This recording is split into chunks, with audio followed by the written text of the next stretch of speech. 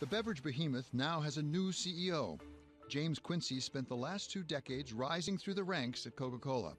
Now, as head of the company, Quincy aims to win over a new generation that shuns sugar, and to show the world that he takes the environment seriously, even as he adapts to a new world of technology. James Quincy sat down with us for an extended conversation. We wanted to understand how he plans to use innovation to transform every aspect of Coca-Cola, attempting to change its culture while managing a global checkerboard of regulations and tax regimes.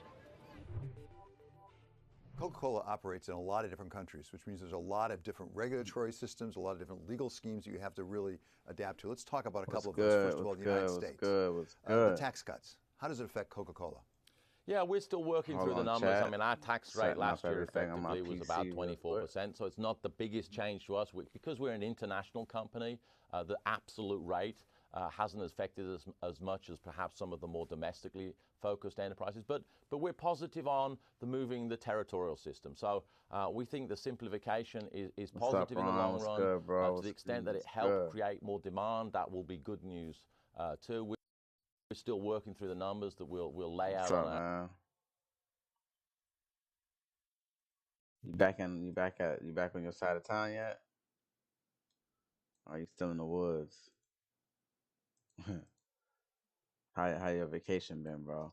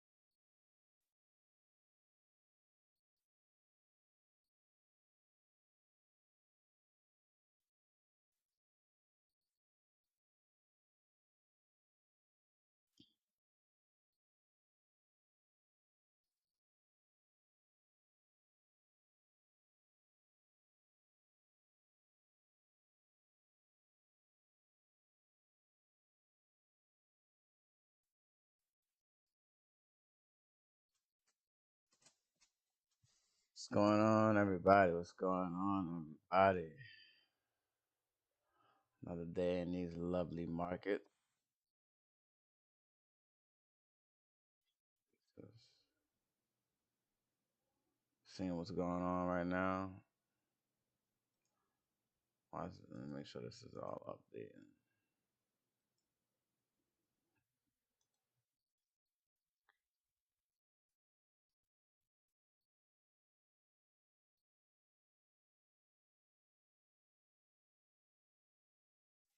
Make sure my chart is updating properly.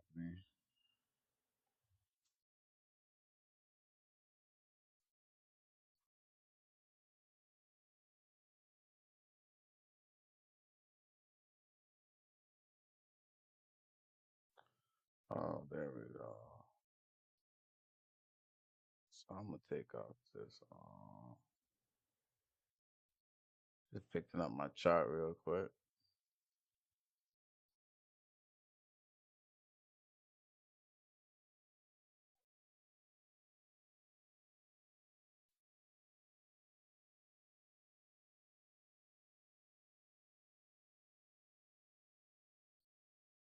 There we go. That looks better.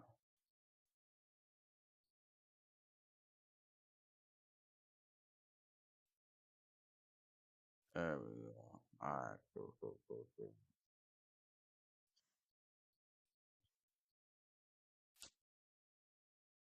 See what's going on out here.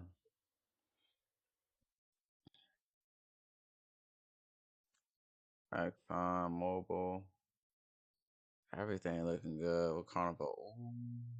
Ooh. What's this thing say? Ooh. I'm about to go ahead and sell this Carnival. One good time for your boy and get this bread out. Stop looking at it.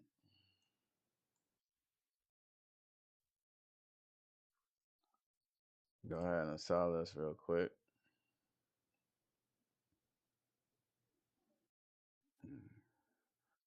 One thing y'all gotta learn about these markets, man. You should never leave money on the table. Oh man, I might have missed. No, I'll go back up. Preview order.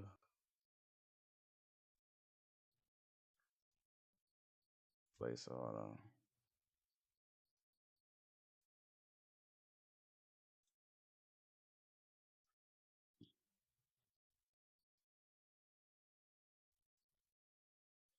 I hope I did that at the right time. Let me make sure. Pre-market, all right. And I don't went up to 570. I mean, I went up to 570. I might should just sell it as is, but it might pop up at 16. We'll see. Get these profits off the table, man. Market might open up, tap that 30% mark, good to go. I ain't complaining about nothing. All right, what Alibaba looking like? I need to get some shares in these. 204. Not even worth looking at. This one right here is at 1025. I'm not gonna waste my time in this one either. Let's see what this.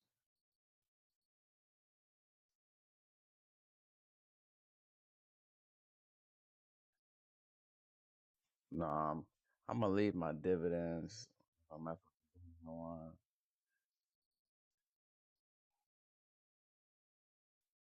Might take the profit off the table for this one as well. Let's see.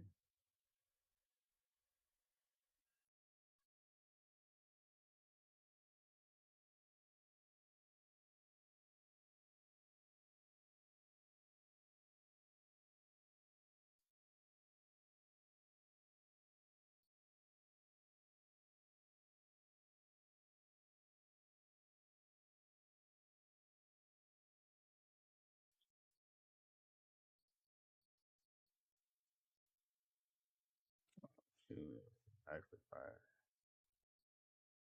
Thought I said extended out fire.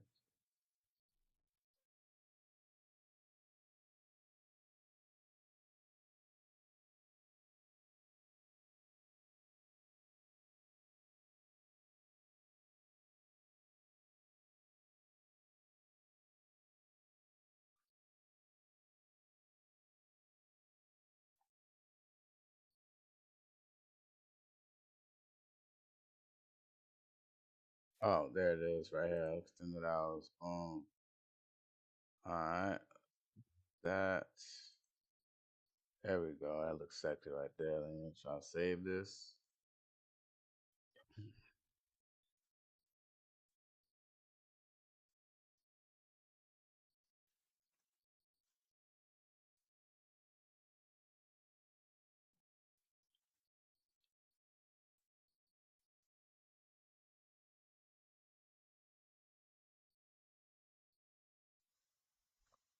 Okay, I'm gonna keep my eye on that carnival. I should just, matter of fact, I might just put a stop loss on that. Nah, keep it. Actually, I might put it.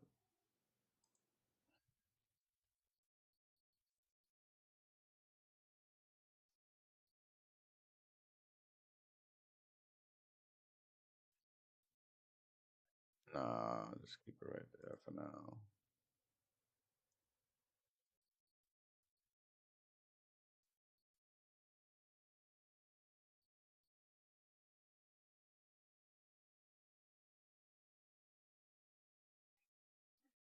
You got all day to hit that price. So if it tap that, I'm gonna get right back in. See how it go first. I'll probably get back in down here though. We'll see. We will see.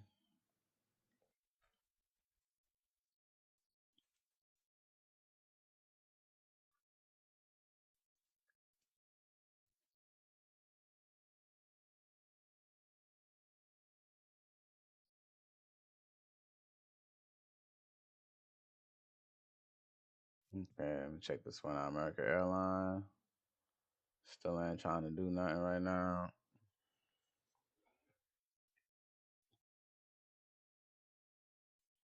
I'm cool with it. I'm cool with it. I ain't complaining at all. I ain't complaining at all. Let me see what this one looking like. Disney.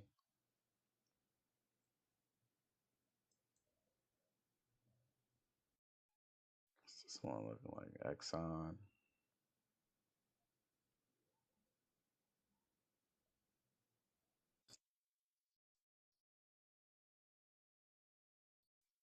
I'm gonna draw a little line on this one shot.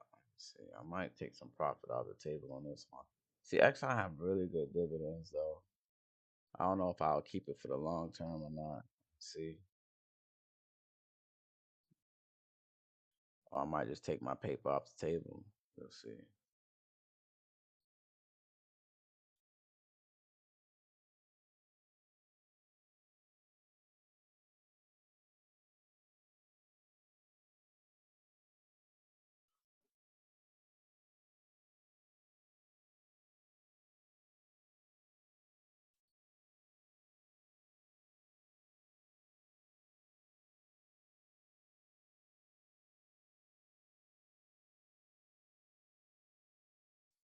Report 75. So a lot of these looking real good right now. Let me start moving some lines on some of these charts. I don't know. Let's see. No.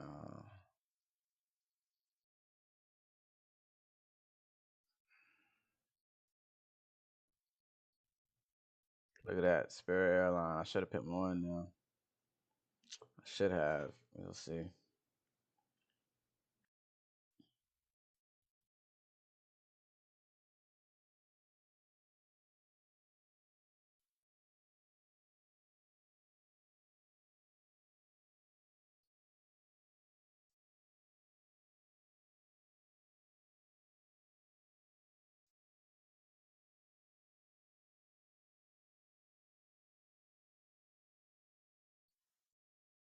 Pull up the news channel. So I got any questions, man? Just ask them away in the chat. I'll do the best I can to answer your question.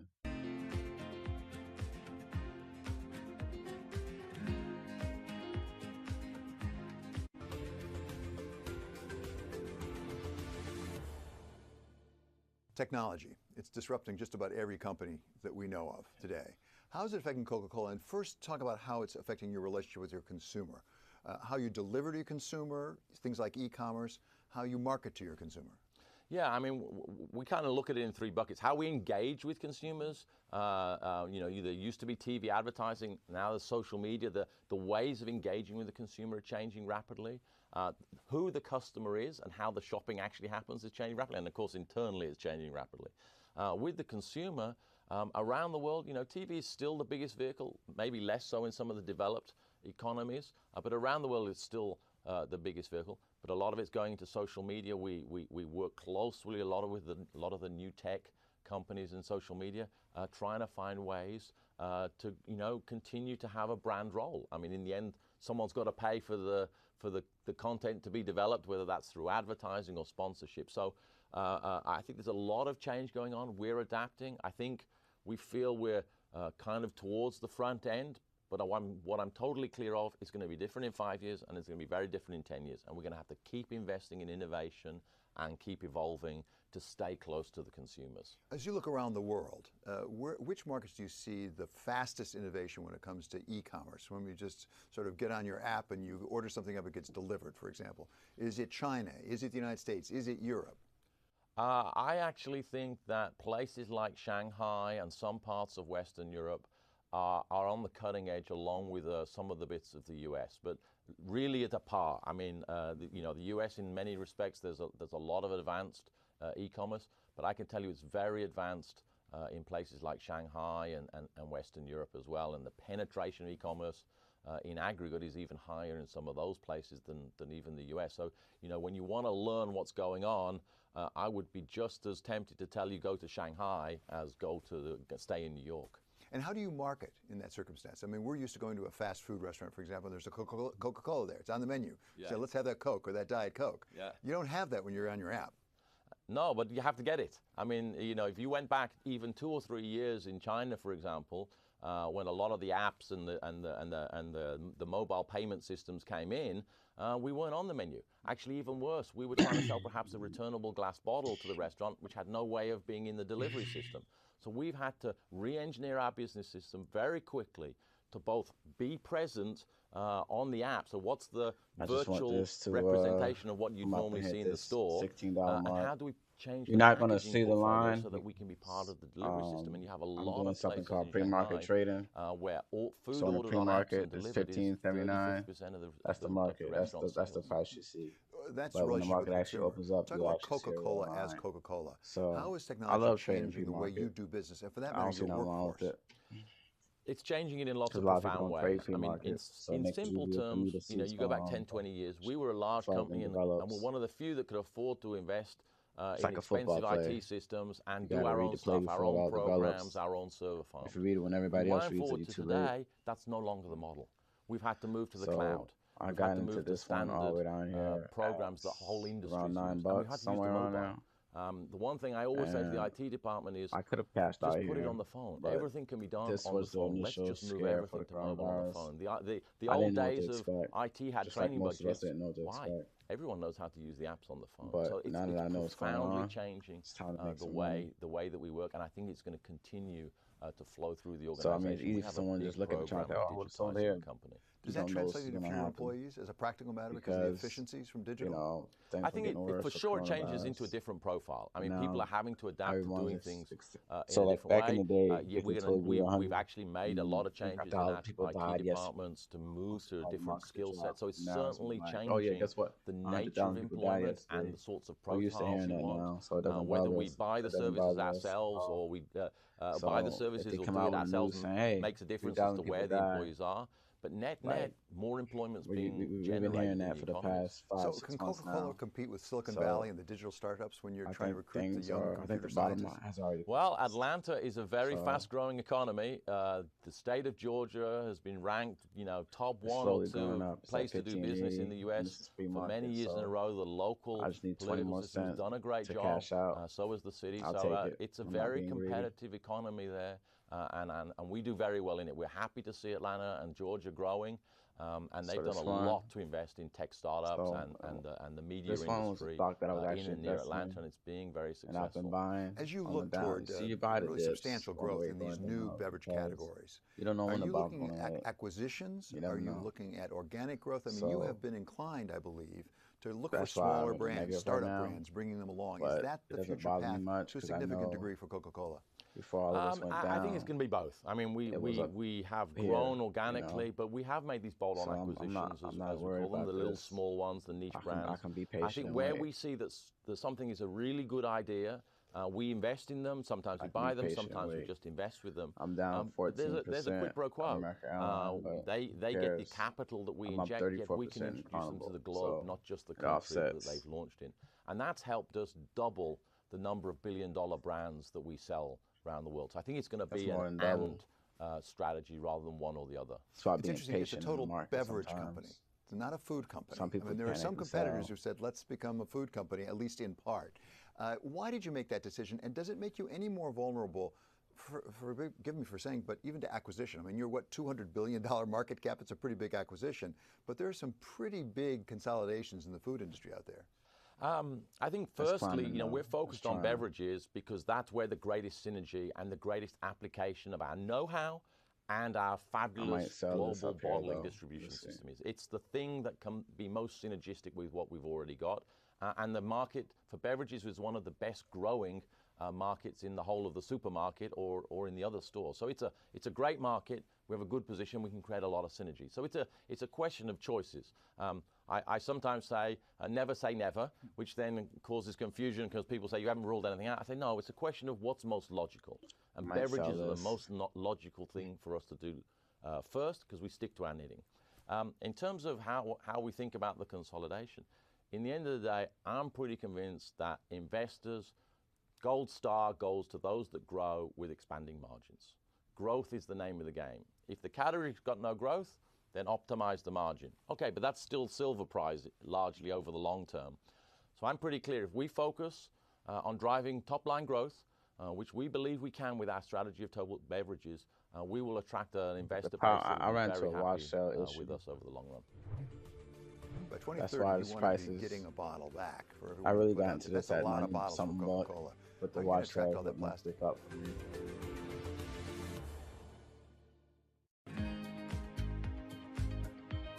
I'm gonna go ahead and sell it. I might keep it out. Nah, I'm not. I'll hold on to it a little bit more. Nah, actually I'll sell it.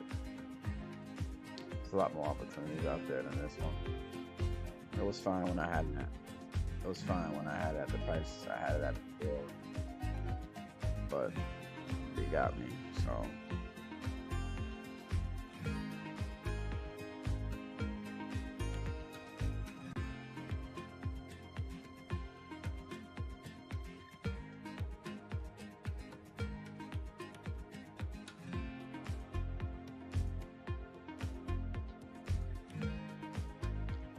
Actually, instead of selling it, I put a limit in. Oh, damn, I put it in for 120. Well, never mind. They did it. I just put a limit in for 120, 121. I don't know where the 10 cents come from, but I really did it. Let's see.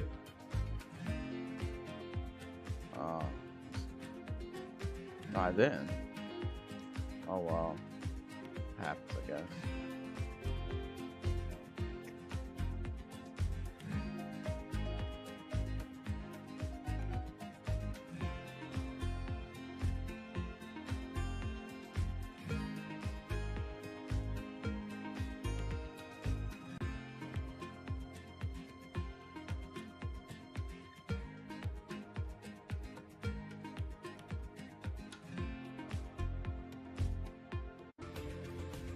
One steady climbing.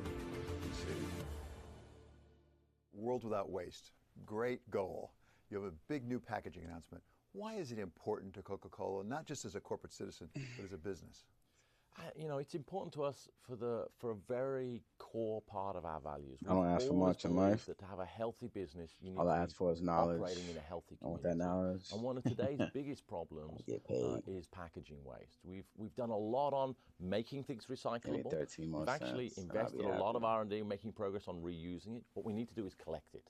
So this announcement is about the big missing piece in generating a world without waste, which is collecting back the plastic and creating a market economy for that collected plastic. And I think that's going to do great things to help us grow into the future without creating waste, which is good for us and it's great for communities. How are you going to attract all that plastic? By 2030, you want to be getting a bottle back for everyone you put out there. That's a lot of bottles for Coca-Cola. How are you going to attract all that plastic? Well, to give you an idea of the dimension, we need to bring back, every person in the world, if they bring back 2 bottles a month, we bring back all that bottles. That's our objective. 2 bottles a month for every person. We collect every bottle we put out. How are we going to do it? Well, there'll be different systems in different countries. You know, every country needs a solution, but it won't be the same everywhere. There are kind of places where it's reasonably advanced in Europe to more informal economies where the collection happens. So there's going to be different solutions everywhere. We're going to have to work with NGOs, other industrial companies and governments to put in place these solutions. But it's absolutely doable. And I think that's what's exciting about setting the objective. We're very conscious of this in the United States, but what about in other places, like China, for example? Yeah, look, I think the emerging and the developed countries are where more of the problem is than the US or Europe, which is probably at the leading edge. So we need to do more there. But recognize in a lot of these countries, there is some informal collection system already going on across a wide range of waste. What we need to create is the circular economy. We need to create value for that. So often in the case, and we did this in Mexico, for example, you go back a little more than 10 years, it was less than 10% of the plastic was recycled. Now it's 60%. How? The informal economy was collecting the waste, but there was no market for it. No one wanted to buy it. So we went into the marketplace and bought the plastic, invested in factories to recycle that and reuse it in our bottles. So I think there's a model there for the Chinas and other parts of the world on how to create value out of plastic and get it reused. You've laid out a bold strategic vision for your company called Total Beverage Company that includes things beyond Coca-Cola and even beyond Diet Coke. It goes on beyond that to these 5 categories. What's driving that? Is that basically to get away a bit from sugar drinks? Actually, you know, we're following the consumer. When you look at what's happening around the world, as the world is urbanizing, as people have got more disposable income, they're spending more money on a range of things, including beverages. So what's important within that growing market of beverages is they want more choice. Different people want different things. So if we really want to be able to serve the customer, serve the consumer, we've got to follow them. We've got to get into more categories. Coke is likely to remain the heart and soul of the company. It's the world's biggest, fast-moving consumer good brand. But we need more. We need to offer consumers what they want all day long. We have to offer choice. And I think that's what's going to guide us forward. And in a way, it goes back to where we started. If we pay a lot of attention to what the consumer wants, they will take us to where the business needs to grow. And then it ultimately ends up in growth for the business. I understand that on average around the world, people consume about 8 ounces of a beverage per day. And Coca-Cola, I was told, is about a half an ounce. What is your goal? How much of the market share of total beverage can you really take globally? I mean, I don't think there's a end of history moment when we reach nirvana. I think what we're looking to do is gain share every year. I mean, it's a competitive marketplace. We have a lot of well-funded competitors doing a lot of exciting things. So we're focused on is can we serve the consumers and gain a little bit of share each year and generate a growing business system that our objective is to create value for everyone who touches that business system, whether it be the economics of the people who are in the value chain like the customer or even society with initiatives like the packaging one, you know, which I think builds on our heritage of creating shared value in the world. You know, 10 years ago or so, we set ourselves the objective of being water neutral by 2020, and we achieved it a few years early. So we return to the environment all the water we use, which is one of the things that gives us confidence that we can achieve this packaging objective. So we get business growth and doing it in the right way for society. Okay, thanks very much. That's where we're wrapping up there. This was terrific. Thank you so much. That was really fun. Thank you.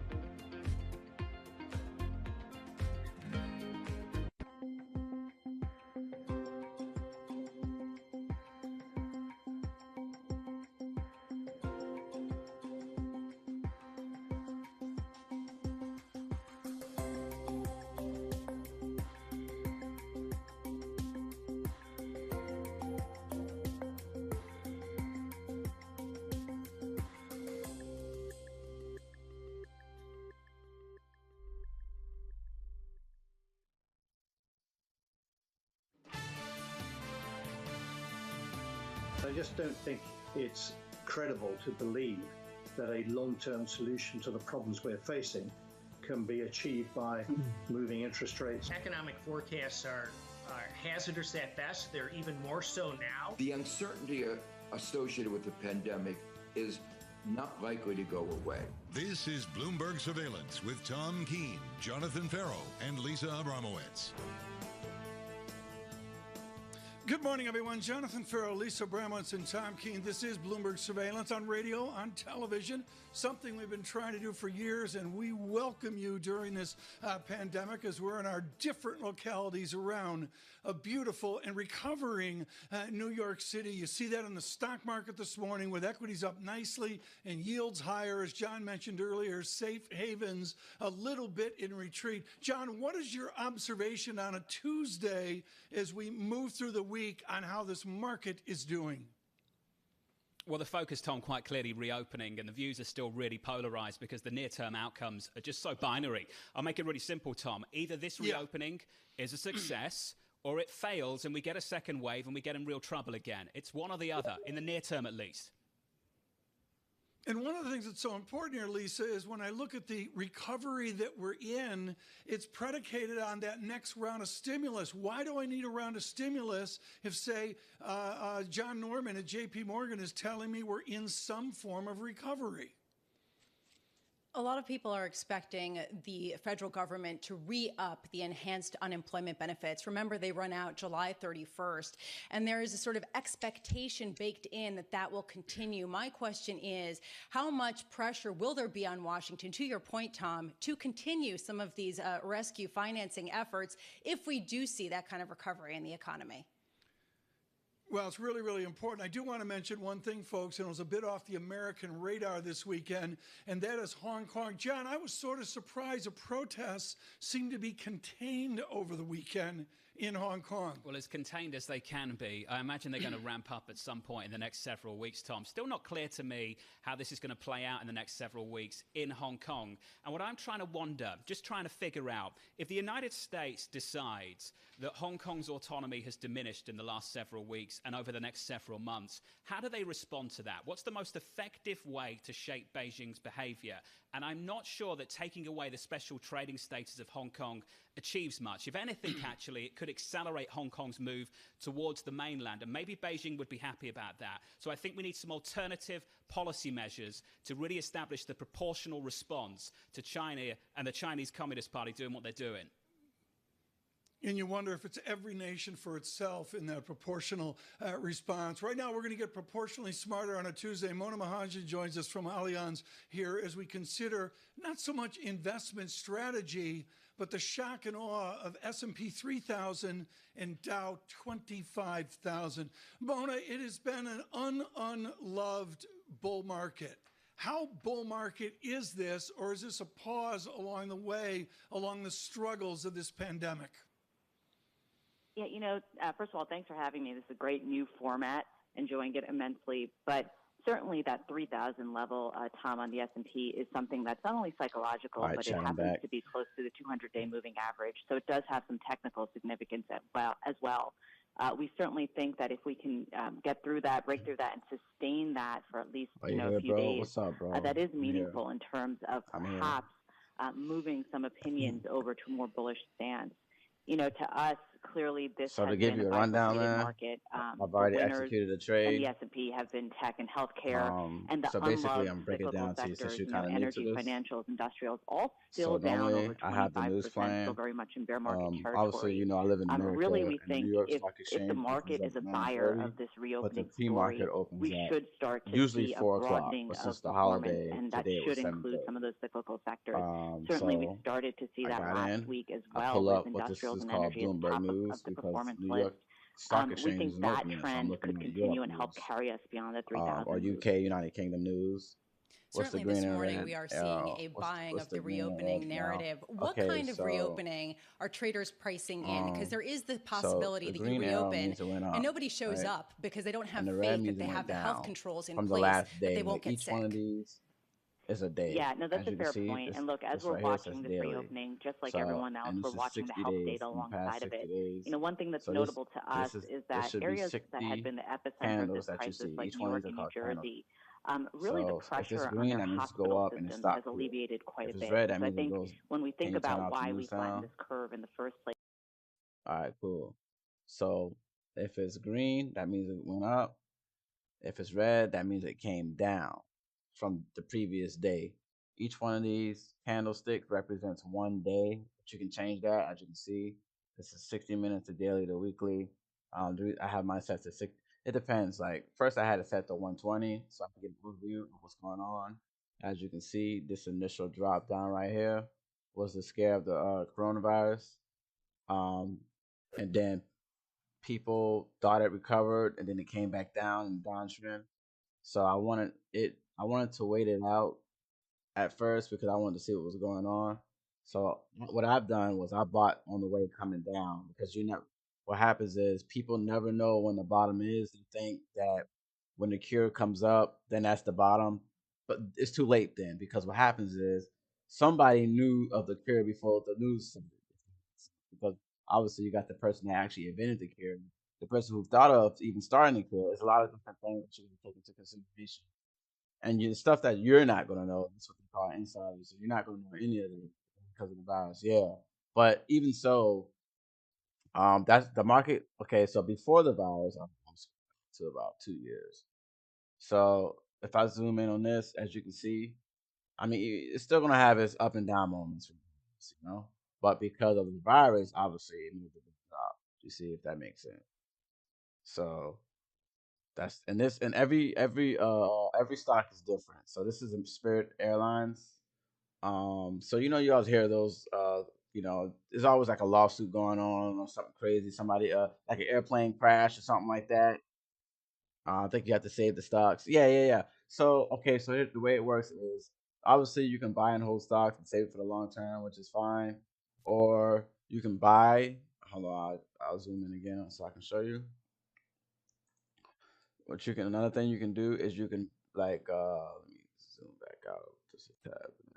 So another thing you can do is let's say you buy here, you can sell here, and then buy again here, you can sell again here, buy again here. You can do that as well, and you can make way more money doing that because, for example, let's say if a stock is $10 and it goes up to 70, of course you made you made times seven money, but it's not going to go straight to 70. It's going to go down, up, down, up, down, up, down, up. So you can either wait a couple of months or years for it to get to $70, or you can make the best of it right now, which is what I decided to do.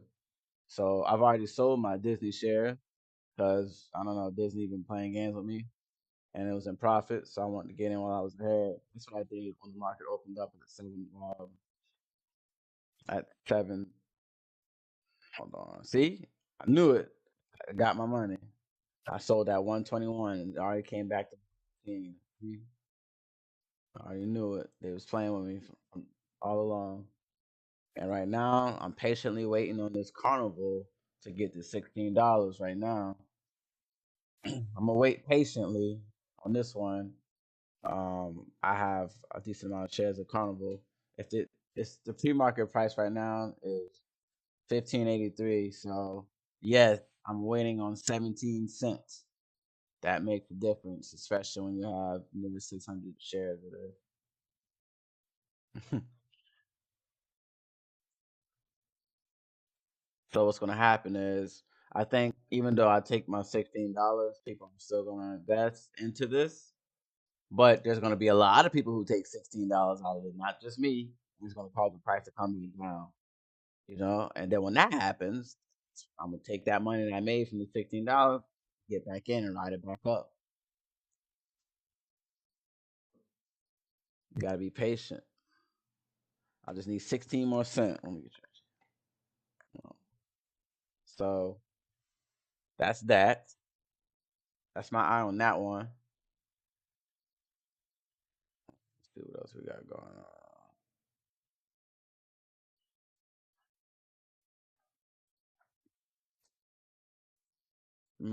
What's this one? America Airlines. I'm just gonna wait for this one. So you have to be patient. Yes, you have to be patient. That's the name of the game. You have to be patient because what happens is when people see negative signs, they start crying and getting scared and selling. Once you sell, then you lost. If you just wait, be fine. Like for example, as you can see, American Airlines obviously I'm up more. It just didn't update it yet because the market isn't open until 9:30. So American Airlines, I was down 14%. What's up, Rap? Sorry, man, I'm listening. Just busy in the background. Hey, you good, man? You good? Hey, so American Airlines. That's it, yeah. So American Airlines, I was down 14%. Some of y'all might say that's too much, you know what I'm saying? But you just gotta be patient. That's all it is to it. Just be patient and hold. Yes, I'm down 14%, but it's like, should I worry about 14%? I'm up 34% in commercial. So, you know, probably it's more than that actually, just an update because of the pre-market. Airlines so bad. Yeah, it is bad. But there's still time. There's ways to make money everywhere. Whether it's going, if it's bad or good, you're gonna make money. Just going. Spirit Airlines, it's probably like obviously Carnival's the top 3 airlines. Spirit Airlines is like for not in the top, but there's still money to be made in here. I got it on this one at $9.98. It's already $11.20. Only thing is I didn't invest that much into this. The only reason why is because I spent a portion of my money in the U.S. oil. I'm using a different application for them. I'm not using this platform. So what I'm going to do is I'm going to take. Well, now I have some more money to invest because we just took this money out of Disney. So that's that. Carnival, just 14 more cents. Let's see what we got. AT&T. I'm still debating on some of these stocks if I should just keep it for the dividends. Go ahead and sell them and make this money. Stop playing.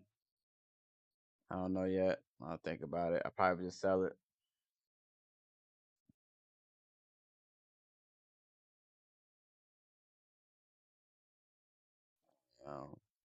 You have to save the stock right now. I mean, you can sell it anytime. Like before, message me. I sold, as you can see, I sold 51 shares of Disney.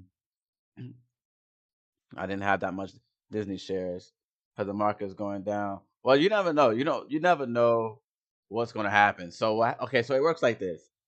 So let's say you invested into an airline, right? Let's say you invested $50,000. It don't even have to be that much into an airline. What happens is you know that nobody's going to fly because of the pandemic, so you're going to take your money out. That's why the stock drops, even if the market as a whole is doing good. Like for example, when I told you about this right here, Carnival, it's going to hit 16. Some people might have took out at 15, which is still good, but I'm taking out at 16 because I'm greedy like that. I know I shouldn't do it, but I'm gonna do it anyways. But it's gonna be a lot of people who having that same mentality. And what's gonna happen is a lot of people are gonna sell their stock at 16. So the company's not gonna have that much money because we all sold. And it's gonna cause the price to drop because everybody's sold. I'm selling, and I'm selling. So, but a lot of people are going to sell, not just me. And when that happens, it's going to cause the price to drop back down. And then I'm going to probably buy when it comes. Mm-hmm.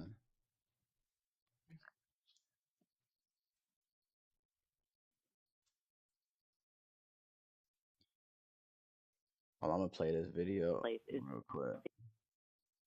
So the video that I have, hold on, let me make sure.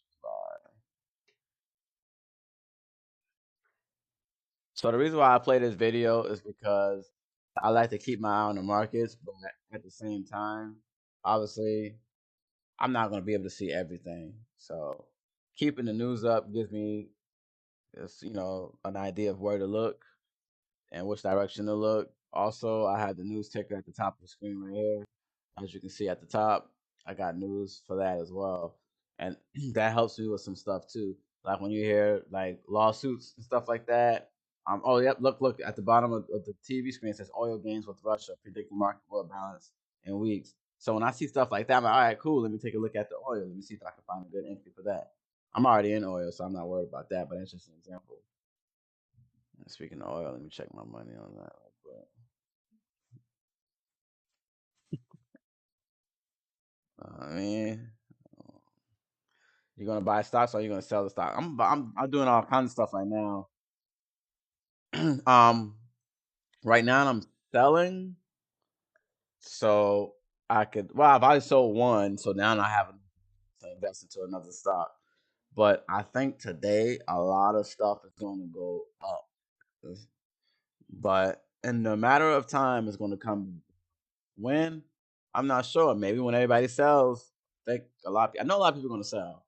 So if I can catch what they call a retrace or a pullback, then I can get in. Or if I really want to I like to trade with a daily candle. But if you really get greedy, you can break it down to, I'm going to show you something else. People do this all the time. I don't do it because I don't think I'm that good. And, I don't want to take the risk. But you can also trade on the 15 minute. And what happens is, like, when the market opened at 7:30 Eastern Standard Time, this is what happened in the market within the past 15 minutes. So it already hit my $16 mark. I just missed it.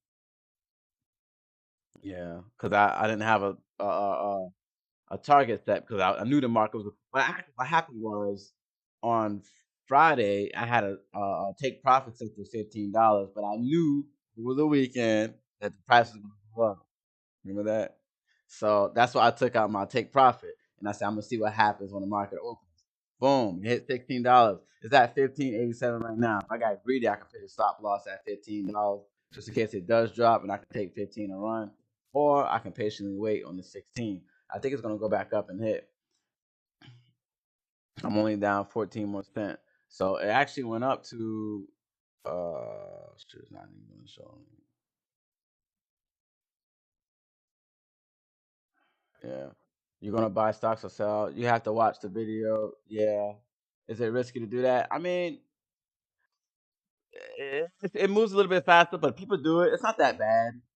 As you can see, it's not that bad. But what you say? Take the 50. What do I mean by take the 50? I meant to say 15. I think I might have said 15. Yeah, 15. $15. Because what happened was Friday it was at 14.46. Remember Friday it was at 14.46. And what happened was, I'm gonna show you. I'm gonna draw a line. I'm gonna show you, so I can explain it to you. You'll be able to see this when I draw the lines. Hold on. All right. So let's see. Let me grab this. So I wanted to take out at 15 because, as you can see, hold on. Okay. So to determine where you want to take out at, you look at parts of the candle where it touches the most. So as you can see, that every time it comes here, it comes down, comes here, it comes down, come here, it constantly does that. So I'm assuming, okay, if it's going to come up to 15, I can take it and come down. So you got to look at history when you're looking at the stock market. I figured that was going to happen, but I knew because of the holidays, prices up holidays, because this is when families come together. A lot of families come together during holidays. So, and I think didn't you had a holiday when you said you needed to eat or something like that? I don't remember what holiday you celebrate. It was something when you said you all had to eat dinner or something like that. I don't know if that was a holiday, but that's why I had that set. But I knew the price was gonna go up, so I didn't have set to take profit because I knew it was gonna go up. And today, let's see what it looking like.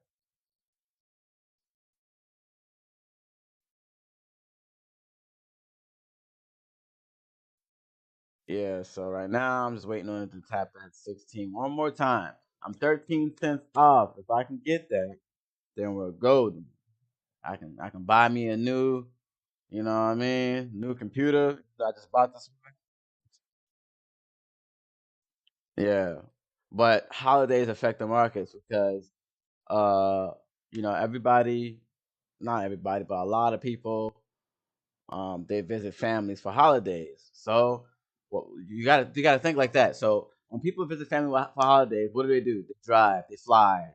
You know, at least those two. Cruises, maybe not cruising, but at least driving and flying. And what happens with both of those? They spend gas and they spend money on oil.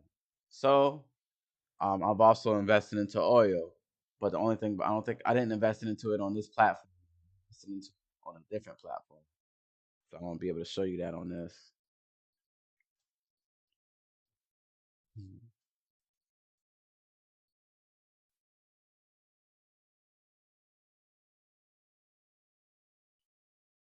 I don't have my chat system out. Let me pull up my chat.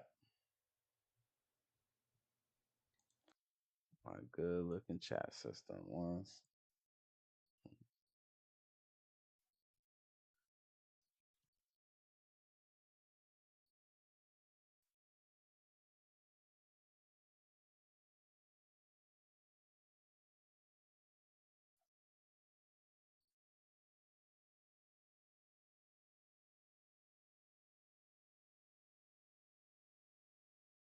There we go.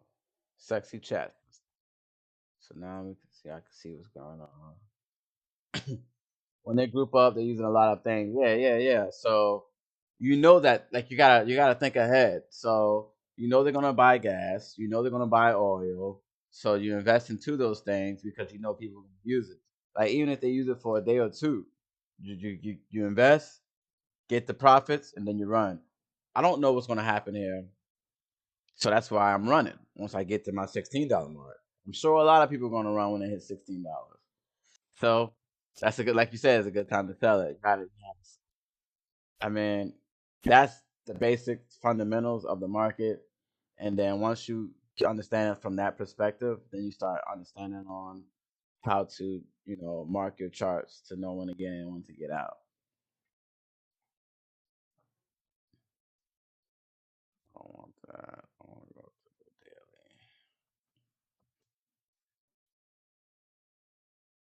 daily. Look at that. Like that macaroni. All right. I probably took out of this. I wasn't waiting for nothing. I wasn't waiting for nothing. This Disney. Execution price 121. See how they do? They don't want you to win.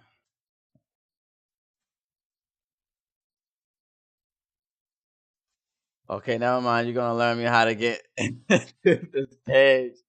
I got you, bro. Oh, wait, what did I just hit? Oh, nothing. That's my Disney.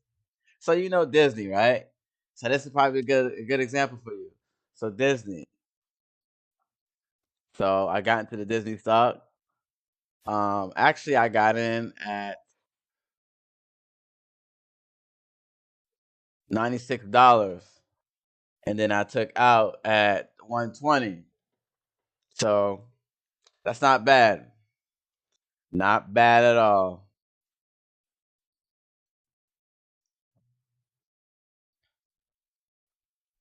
See, trades like this make my mama proud,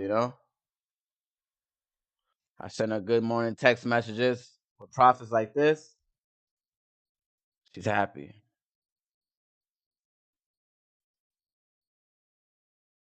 I'm 8 cents away from $16. I don't ask for much. All right, let me check on my oil. It's doing all right. Let's see. All right. I'm going to keep these in there for a while, actually.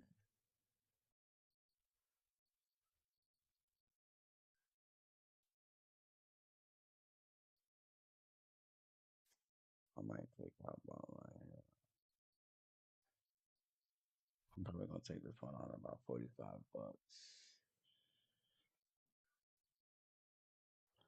So is this your main job? Oh man, I get asked that question all the time. I don't even have a main job. I design websites. I'm in the Air Force. I do this. But I want this to be my main job because it's fun to do, and you make a lot more money doing it. You just make so much more money doing this, and it's fun.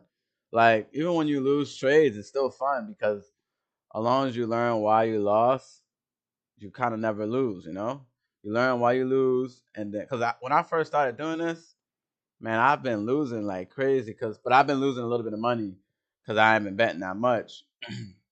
And then I started to learn and get better. And then once I started to do that, then, you know, things got easier for me. And I started to understand what to do and why.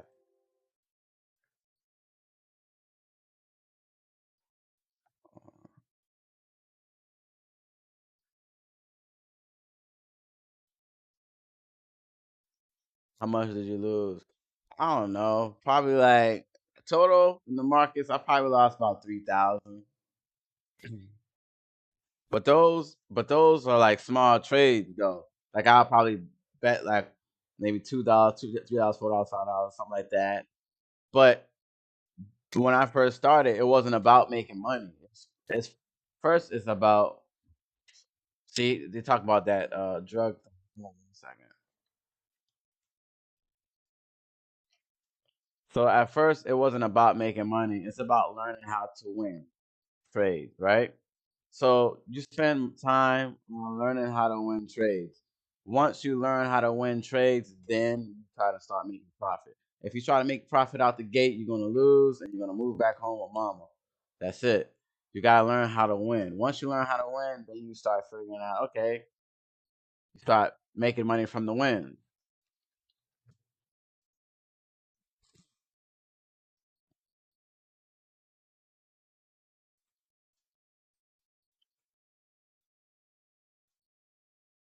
It's good. It's like Dota. Think of Dota. So the new character comes out, you play on rank, right? Rank, you get good as a character, and then you play rank. That's the same way the market. It's a good trade for those who have a job. So you don't even have to have a lot of money to invest. You can start off with even like $50 US dollars. And yes, you probably make a couple dollars here and there, but if you buy and sell at the right time, you can build your profit up real quick. And then from that point forward, keep building. But even though you bet in a small amount of money, it's not bad because with that small amount of money, because like me, when I started with Forex, foreign exchange. When I started with that, I started off with like $100 account at first because what happened was I actually spent like 1,000 at first. And then learning how to do it.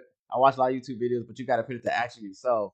And then when you lose, you learn why you lost. And then once I lost all my money, I put like $100 in it because I was like, all right, you know what? Since I have $100, I'm gonna learn with this $100, and my mindset changed because I know that with the $100, I have a little bit of money, so I have to be patient and learn. If I have a lot of money, I'm like, oh, I got $1,000. I can lose 1,000. You know, I mean, I know it sounds crazy, but you know, when you have a lot of money in your account, you have to think that way. You don't want to think, so you want to start with a small amount of money, so you don't think that way. And then obviously with that time, oh look at that, it's not too much. So I mean, it doesn't. You don't have to have a lot. You don't have to have a lot of money in your account. Like I'm gonna show you what I'm talking about. I'm gonna show you this right here, right? So I'm gonna pull up a Carnival stock for you right here. This is right now, right? So let's say this morning. So let's say you got in Friday. We're gonna go with Friday, and you had $50, right? And you spent all $50 on this Carnival stock at $14, right? So hold on, I'm gonna pull up the calculator just so I can show you. Okay, so 14 times. Wait.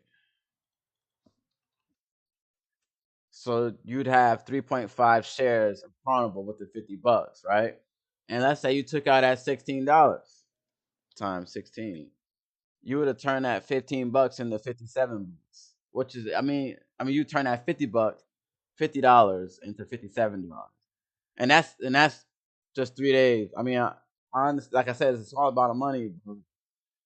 You know, you're talking about going from 14 to 16. I mean, yes, obviously, if you went from 12 to 16, that'd be different. Or if you got in, I got in this at 9, really. So let's say you did start when I started, $9, right? And let's say you spent $50 on 9. hold on, $50 on 9 shares. You would have 5.55 shares. So you can take that money and you'd profit $88 from that. Depending on how long you hold it. So it just depends on how long you hold it. You just gotta be patient. All this stuff. Can't get greedy. Gotta be patient. It's their free $20. See, you understand it. You understand it. So don't let's say because I know you said you were still young and other stuff that you can pay for. You don't when you invest like $50, $20. Now, it don't even have to be that much. You can find stocks cheaper than that. Like I'll show you some right now. Hold on. I don't obviously I don't know what the stock is, but this stock right here is $1.34. So, you can even take stuff like this, but don't look at it as of, oh, I'm only making $5. Look at it as I'm winning trades. If you lose trades, figure out how to win. And then once you start figuring out how to win, by the time you master, that too. I mean, you can win and lose. It goes both ways. So, but like I said, with $20, $50, by the time you master trading, you'll have a bigger money to buy more shares. Like for example, like you see, I sold 51 shares. I'm hoping to sell 576 shares of Carnival. Stuff like that. So if you hold it much, yeah. So it depends. You win and you lose. It depends. Sometimes it's good to be patient. Sometimes you lose. Sometimes you want to get out of there, secure the take the big.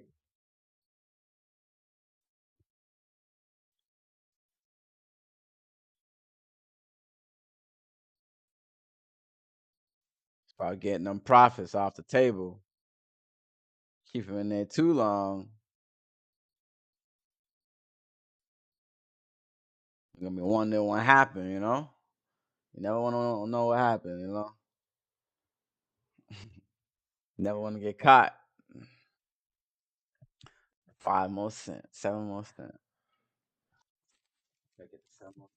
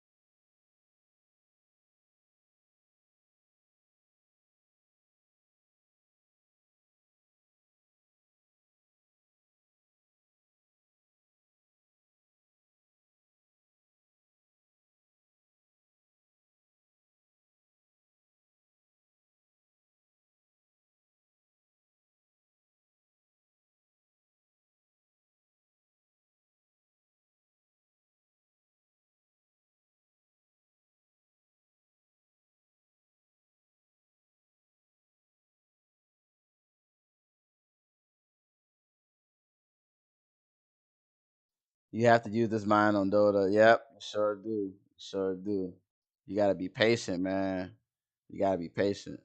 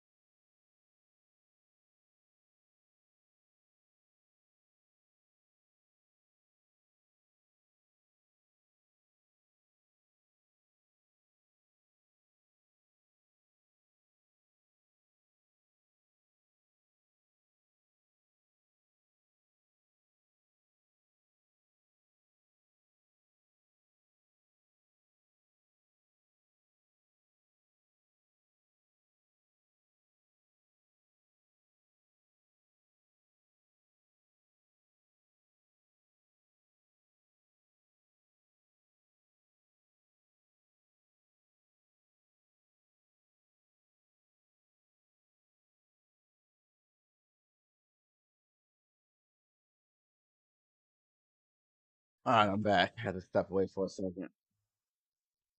I'm back. I'm 30, 40, man. Yeah, nah, I've been losing too, man. I don't even care, man. Dota been making me mad. I gotta stop being stressed out in Dota and focus on these markets.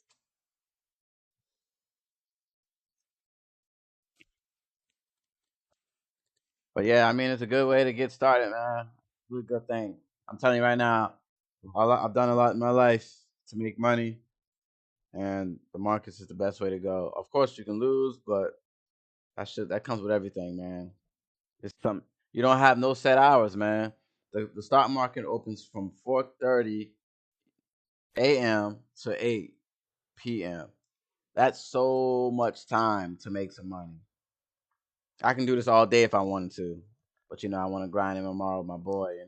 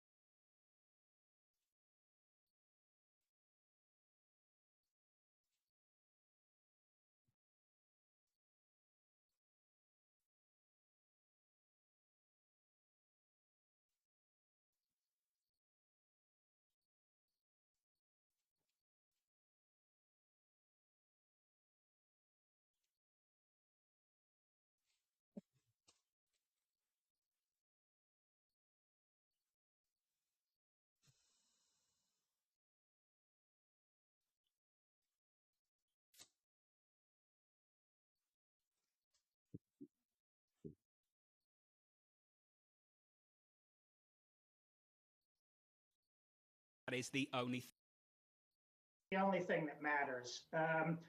Look, I think over a longish period of time, there has been more focus on markets by all people at the Fed, and perhaps Hit the some 16 so we can go to. oversensitivity to markets. Having said that, though, to the degree that what happens in markets then has an impact on the real economy, it would be unwise to ignore what is going on in markets. And I think what you've seen actually in the last week or so is just a little bit of pushback by the Fed against that. I mean, both Vice Chair Clarida and President Williams of the New York Fed were out last week making pretty clear that despite the requests or demands of markets for some more explicit forward guidance right now, that the Fed was going to hold back and think a while longer about what it's going to say about monetary policy going forward. I don't know, Jonathan, that's directly in response to the concern that you articulated, but it's at least consistent with trying to push back a little. Dan, how concerned are you about the Federal Reserve providing a backstop to companies that otherwise would be going bankrupt? In other words, they're offering a liquidity solution, but increasingly the problem is becoming a solvency one, and the Fed increasingly is being expected or priced in, at least by the market, as being willing to step in. Do you think that that's realistic, and do you think that they should?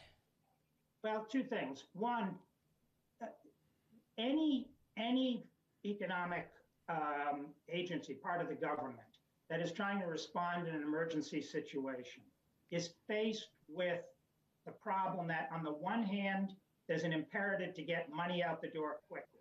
And on the other hand, they know they'll be second-guessed in retrospect if any of that money has landed in a place where, upon consideration, you wouldn't have wanted it to land. So I think that you've got to expect a certain amount of undershooting and overshooting with any program like this. You try to shape the program quickly as best you can to direct it where you want to direct it, but you have to understand that you're not going to have 100% accuracy when you're trying to do things on the fly. That's number one. Number two, I think after the economy has improved, think everybody needs to step back and once again ask the question, what is the nature of the financial system? What have we done well and what have we not done well? I think the performance of the banks over the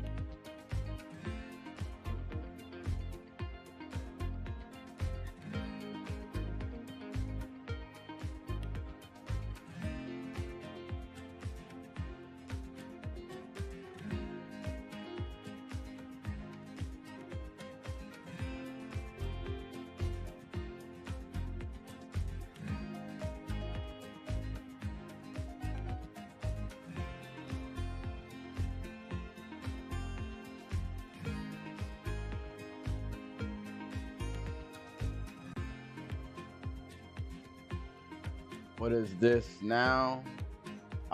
So normally what I do is, for some reason, I think this right, this bar was 6 cases were reported. Wuhan's 76-day lockdown was lifted in April, but new cases were discovered this month. So what I did was I went in to Canada, scan a stocks, Chinese tech executive fighting extradition to the US gets her chance at release volume, this week. meaning people the buying case has triggered an unprecedented diplomatic fight that between way the US, China, and Canada. Huawei CFO Meng Wanzhou was detained in Vancouver in December 2018 on fraud allegations. Has some Global volume news 24 hours a in. day, on air and at Quick Take by Bloomberg, powered by more than 2,700 journalists and Too analysts expensive for in me. more than Not 120 worth my countries. time. I'm Rishka Gupta. This is Bloomberg. I don't want nothing like that. That's just me though.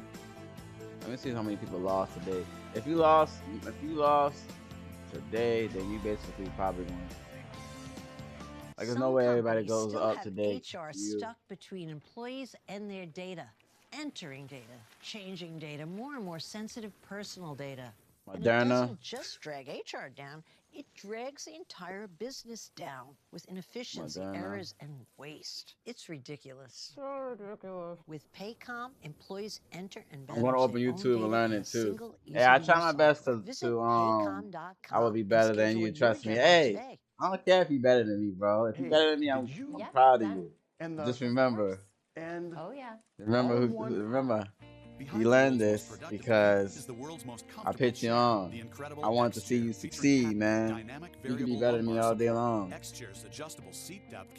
But as a friend, I wanted you to be better than me. You know what I'm talking about? Just don't forget about me. You're still better invite me to your party. You know what I'm talking about? SiFloat Infinite Recline provides the perfect recline for users of almost any size. This is not your grandfather's office chair.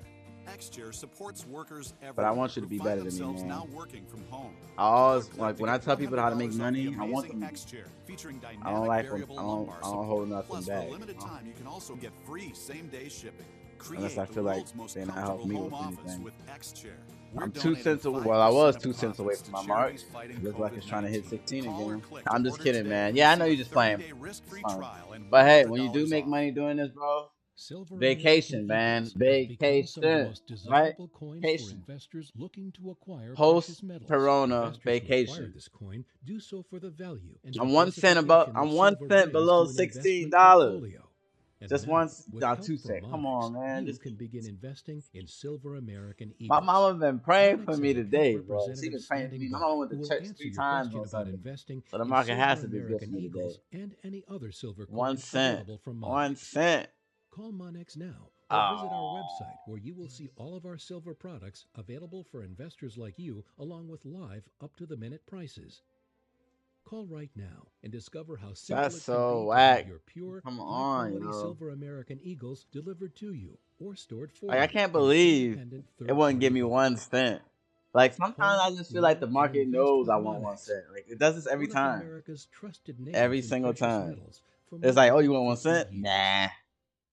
Every single time. Each new day is an opportunity to enjoy what's around you, to take pride in your land, I guess to fire up reasons it's to falling down, but you just gotta be patient. to collect new memories, and grow be in fresh patient. ways. With all that's changed, you've continued to live life out here to the fullest. So in more than 18 I really just want this. Just give me 4 cents. Here with everything you need to bring on the new Like, day. they have to give me 4 cents. Like, I don't see why they won't. Because the highest it's been was $16. On average, $16.08. On average. So, just give me, if you can just give me $16 flat, I'll take it. But it's trying, man. It's pumping. It came a long way now. Remember now, it started off from here. Then it came up, down. And hopefully this hits it right here.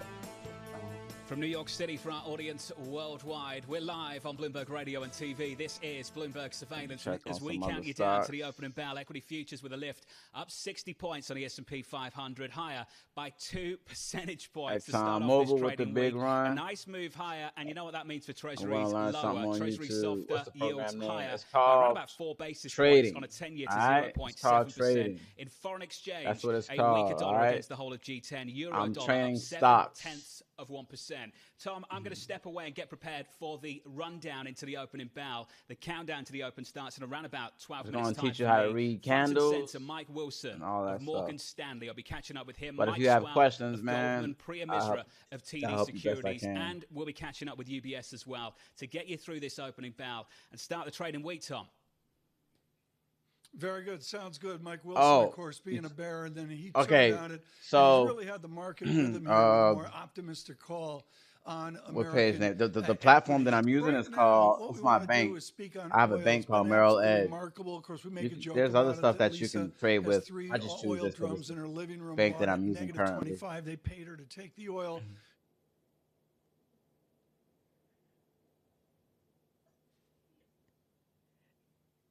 I think that we've lost Tom. He was so overwhelmed by the idea. This took a long time for me to For learn. a second, Tom, you powed out, and to this day, I'm still watching YouTube. At my prescience to actually How have drums of to oil. get better at trading.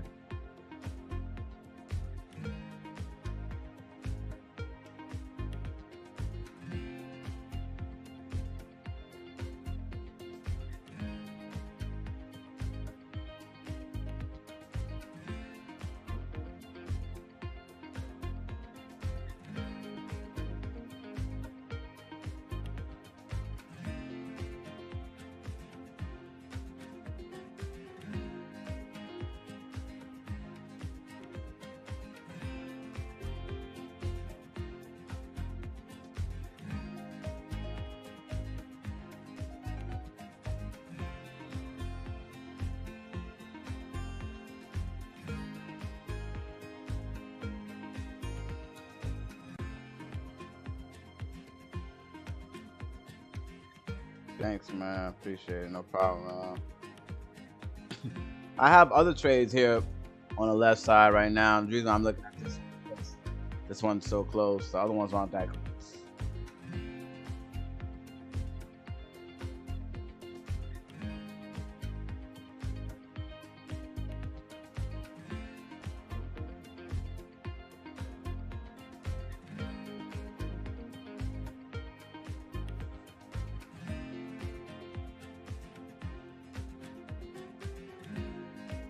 Ron, what's good, bro? How was your weekend, bro? My weekend was good, man. I ate some food. You know, I played my little video games. Hey, I see you had a good time, bro. I saw your picture on Facebook, man. I see you had a good time. My weekend was dope. I can tell, man. Shit, I had a good weekend. I had fun this weekend because I was looking at your pictures. How you feel like I was living? I only have fun because you have fun. I'm talking about global production, global consumption with zero production. So Julian, there's a lot of oil sloshing around. Yeah, Julian, and this has been a continual theme. Wake up, though. Wake up, Ron. Wake up. Wake up. You got things to do out here in these streets. Determined by supply. We got pips to catch, right? man. I mean, for a long time, it was I almost die hiking. Hey, everybody almost die hiking. Like, every time I go hiking, I almost die. I was in what was I? I was in Seattle. How much would it have you know what I mean? Somebody dropped in the volcano hole. I don't know if it was like a dead volcano. You can't tell no black person a dead volcano. Like, you know what I mean? Like, if it's a volcano, it's a volcano. Dead or not, that's not gonna kill us. Very much a timing I ain't walk next to it. I took a little picture close to the edge, and that was it. Came up behind down. A whole transportation processing system. I don't know why you're not researching Baba. Baba, bro, I've been in Baba. I got out though. I got.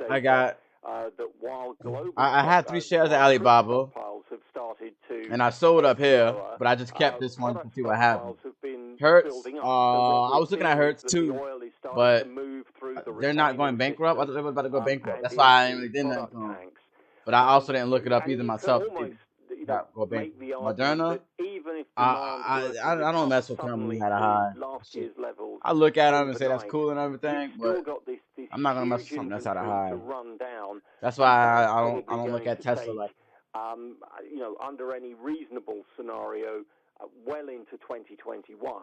Now there will be a recovery. I'm waiting on this. I just want this to hit $16 again.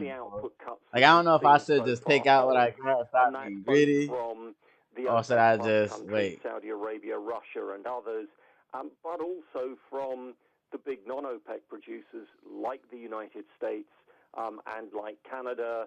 And oh yeah, I got it, Resli. I got 2 accounts. I got 2 accounts. So I didn't buy that many shares though, but I got 2 accounts. I got some with What have you learned about demand? I got some with my Merle account, and I got some student of this for decades. What has surprised but I'm gonna stop trading on Robinhood. Demand dynamics of the last 12 weeks. I think I know that oil is gonna taste good when the market is how quickly some of this demand has come back.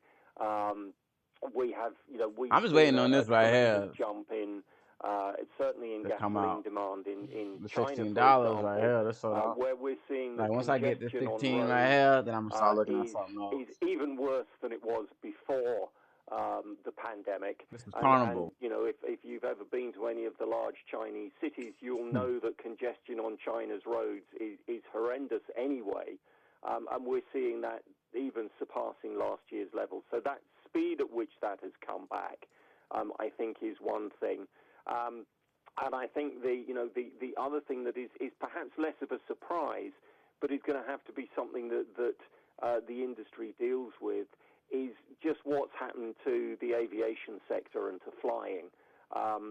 If people are wary of getting back on trains and underground systems, they are equally wary of getting back on airplanes. And I think that is going to take time to see any real recovery in jet fuel demand.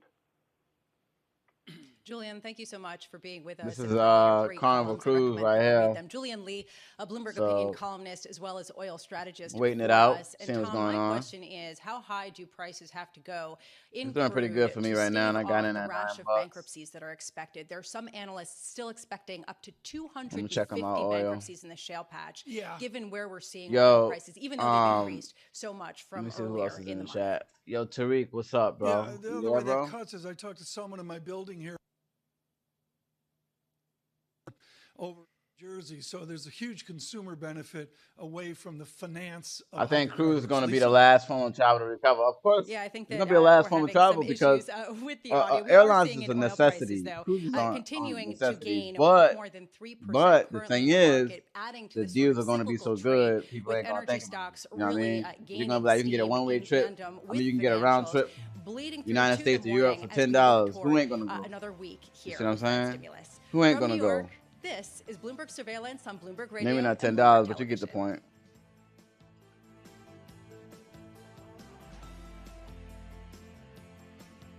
Bloomberg Television, brought to you by Principal Financial Group, committed to helping global investors. There's two kinds of companies. Yo, Tariq, I have a Get to know us at Principal.com. I have a to everyone navigating these uncertain times. Whether you're caring for your family, a flight, yes, a cruise, maybe, yeah. But I get what you're saying. A flight, yes, a cruise, maybe. But stock market wise, the maybe is enough to make money. You see what I'm saying? Like it might not recover from $9 to 70 because people not going on cruise, but from 9 to 30 is enough to make money in the market. You know what I'm saying? But yo, Tariq, so. Hold on, I'm gonna show you. I have a link. I'm gonna post it in my chat just for you, bro. I'm posting in my chat just for you. 1 second. Hold on.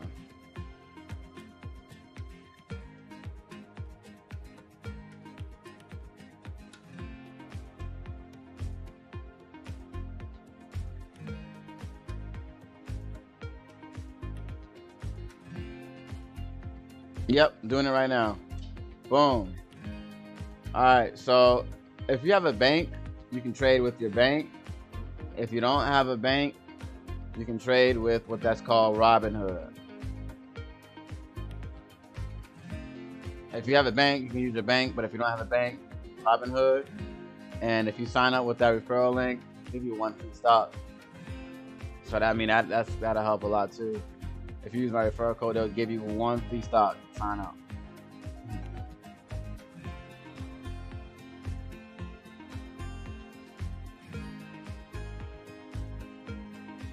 There's money to be made out here.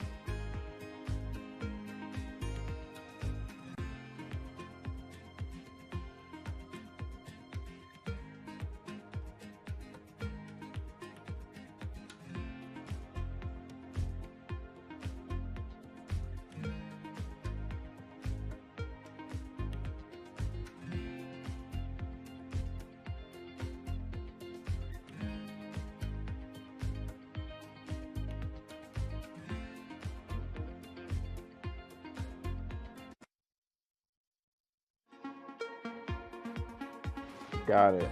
Yeah, so that should help you get started. From New York City for our audience worldwide, good morning, good morning. The countdown to the opening bell starts right now. 30 minutes away from that opening bell, we add some weight to this S&P 500. This Tuesday morning, we start the trading week with a really nice rally, a sizable move higher. On the S&P, it means futures are higher by 62. On the S&P 500, up by a little more than 2 percentage points. In the bond market, it means treasuries go lower, yields go higher. The curve pushing just a little bit steeper. Yields up by 4 basis points on a 10-year to 0.7%. Outside of that, in foreign exchange, the dollar, where you'd expect the dollar to be on a morning like this morning, weaker against EM and G10. The euro advancing 0.66%. A stronger euro, a weaker dollar. From New York, that is your price action. Let's get up to speed on the big issue this morning, reopening and increasing optimism around a reopening economy. The one thing I really believe in is that we will get back to our normal cadence. With businesses reopening, I think you can see a good, slow, steady recovery in the third and the fourth quarters. We can't leave the economy closed, but we can be thoughtful about what parts of it we reopen and how do we do that. You'll see lots of businesses doing things that you never would have expected. And start moving again without adding undue risk on the system. I really am a big believer we will make our way through this. Very much hoping that there'll be a pickup in the second half of the year. And after the long weekend, the squeeze begins this Tuesday morning. It continues higher. That's your move on the S&P 500. Let's strip this one back and get over to Katie Lyons for more. Good morning to you, Kaylee. Good morning, John. Yeah, we certainly have a healthy Tuesday morning rally underway. It's really about the optimism on reopening economies that is prevailing, putting any concern about U.S.-China tensions, China-Hong Kong tensions really on the back burner. S&P 500 You gonna play some Dota? All right, cool, man. I'll join you in a bit. 3,000 level, and of course the gains trying to get as much money I can make. The market opens up. The stocks up about 2%. European stocks opens up in about 28 by 1%, minutes. and it is really the travel and leisure names leading the way in Europe. That index is higher by some 7% on hopes that people will be traveling again sometime soon. Plus, of course, underlying all of this, you have potentially more stimulus coming from the ECB and other authorities giving an extra charge to risk assets. We continue the climb higher, but it's really a continuation of this kind of stimulus sugar high we've seen, John. The S&P 500 is already up about 32% since its March low. Gains that have come in tandem with massive amounts of stimulus, both on the fiscal and monetary side. Of course, the Fed, as we know, stepping up in a big way, buying assets at the fastest pace on record. It is no coincidence that looking at a chart of the S&P 500's climb off the lows and a chart of the expansion of the Fed balance sheet is very, very similar. And you can see more evidence of the impact the Fed is having on the markets when you look at the fact that people are buying what the Fed is buying. Don't fight the Fed is still the mantra of today. You can see that when you look at the top ETF inflows from last week. 4 out of 5 were debt-related credit ETFs like LQD, HYG, each getting about $2 billion coming in. And of course, topping the list is QQQ, John, the ETF that tracks the NASDAQ 100, because of course, on top of all of that, big tech dominance continues to be a primary narrative. Tech is the only sector in the S&P 500 that is positive on the year, John. Kelly Lyons, thank you very much. That's the price action of this morning. Let's continue the conversation. Here's the first take from Mike Wilson of Morgan Stanley. He writes the following: stocks have rebounded in a very similar pattern. Market breadth is improving and some key early cyclical sectors are starting to lead. We are following the same pattern as 2009, providing further support. It really isn't different this time, with financial repression alive and well. I'm pleased to say Mike Wilson of Morgan Stanley joins us now. Mike, you've been beating the drum on this really hard, that the recession playbook still counts even in an environment like this. What are you seeing? Well, that's right, John. I mean, you know, obviously every recession is different. It usually is accompanied by, you know, some exogenous shock. This time it happens to be a health crisis. You know, you could go back to the prior 4 or 5 recessions, and it's always easy to identify what that exogenous shock is. I think clearly because it's a health crisis, maybe people are a little bit more concerned, but the reality is the market doesn't have any feelings. The market is not emotional, and the market is following its typical playbook, is that when you get a cascading economy like we've had and a market crash like we had in March, there's going to be a reflexive rebound, and that's what's happening. And, you know, we've actually been, you know, quite encouraged and surprised even to some degree just how closely the patterns have followed the typical playbook. And so we're going to continue to trust that until we see something otherwise. Mike, I don't know how much attention you should pay to one morning's price action, but I was quite surprised to see the equity market as high as it is this morning. What do you think is behind it? Yeah, I mean, I would agree to some extent. I think part of it is the fact that sentiment has remained decidedly bearish over the last month and a half and skeptical. And I think what we're seeing now, John, quite frankly, is a capitulation on kind of that theme I was just laying out. I think a lot of people were fighting that typical playbook because they just didn't want to trust it given the nature of this crisis. And now they're realizing that, you know what, it is the same and I missed it, and now I got to keep get my involved. dividends. This is probably the bad part of the rally. meaning this is the low-quality part of the rally where you get a breakout above the 200-day moving average. I'm going to keep my dividend plays. The trend followers. I want to sell it so and bad, we'll probably but have some sort of corrective activity following this. It's also right around a holiday period, which tends to be, less liquid, and you get these kind of moves up or down depending on the direction of the market. So I think this is kind of the final piece of wave one, if you want to call it that, off the lows, and kind of a necessary condition. But it's not bearish. It's like I said, it's the final move of the first wave up. As you say, though, Mike, you get sucked into the more cyclical, perhaps somewhat dangerous parts of the market. So let's build on that. Out of the defensive, let's call it defensive growth areas of the market that people have been crowded into, hiding in over the last several months, and into the more cyclical areas of this market. Just walk me through how you guys are drawing the distinction between cyclical opportunities and value traps. I think I might just sell it. Yeah, it's ironic that, I mean, look, these are the lower quality parts of the market, right? So, and we're talking about the early cyclicals, the companies that are most affected by economic growth collapsing. So clearly they were punished severely in this recession, and they haven't, snapped back as much, which is typical, right? Usually in a recessionary stage, people still glom onto the higher quality areas. So ironically, the low quality areas maybe are less risky because they're so much cheaper. So that's what somebody wrote about this morning's note, just showing that what we call the value spread, which is the cheapest 10% of the stocks in the Russell 1000 relative to the median. That spread has never been wider, even in the GFC or post 9/11 or 1990 recession. That spread is as wide as we've ever seen it. Because there's still a tremendous amount of skepticism that, okay, fine, we're going to have a recovery, but I'm only going to buy the really high-quality stuff. And the reality is that that's exactly when you want to embrace the riskier stuff because it's not priced for a recovery yet, whereas the high-quality stuff is sort of priced for that recovery. Well, Mike, I think you've touched on it. There is still so much polarity out there over the debate on what you should be doing with your money at the moment, largely because near-term people see the outcomes as so binary. Even we reopen and it's a success, or we reopen and it fails. Is that how you view near-term risk, as just two binary outcomes, or is it a little bit more nuanced than that, Mike? Yeah, I'm sort of past that now in my head, and I think as a firm we're kind of past that. We don't think it's binary in terms of whether it's a 0 or a 1, sort of black or white. It's more that there's a gray zone here that it's going to be messy, it's going to be choppy, and there's going to be some uncertainty as we reopen and we restart the economy with all the stimulus that's going on globally. And so we trust that now. We think it's going to happen. There is going to be a reopening. There's going to be a restarting of the global economy, and it's going to be quite powerful to start. There's going to be some uncertainty in there. But the reality is we really want to try to embrace that and take advantage of weeks like 2 weeks ago when everybody was really negative. And this is a week when people probably are sort of capitulating. So I think it's you have a framework, you trust it. You're not going to be right every day. Some days you're going to feel really smart, some days you're going to feel really dumb. But the trajectory to us seems pretty clear. Well, let's talk about that framework as we go forward. As you've said many times over the last several weeks, we've clearly had a narrative shift. We've gone from people talking about retesting the lows to questioning the limits of the highs. And on the cyclical side of things, I think increasingly people are seeing an opportunity, but they largely see it as tactical. Just capitulation, as you've pointed out, which leads to a squeeze. What makes you think that rotation to the more cyclical areas of the market, Mike, are going to be more durable, that rally can be more sustainable?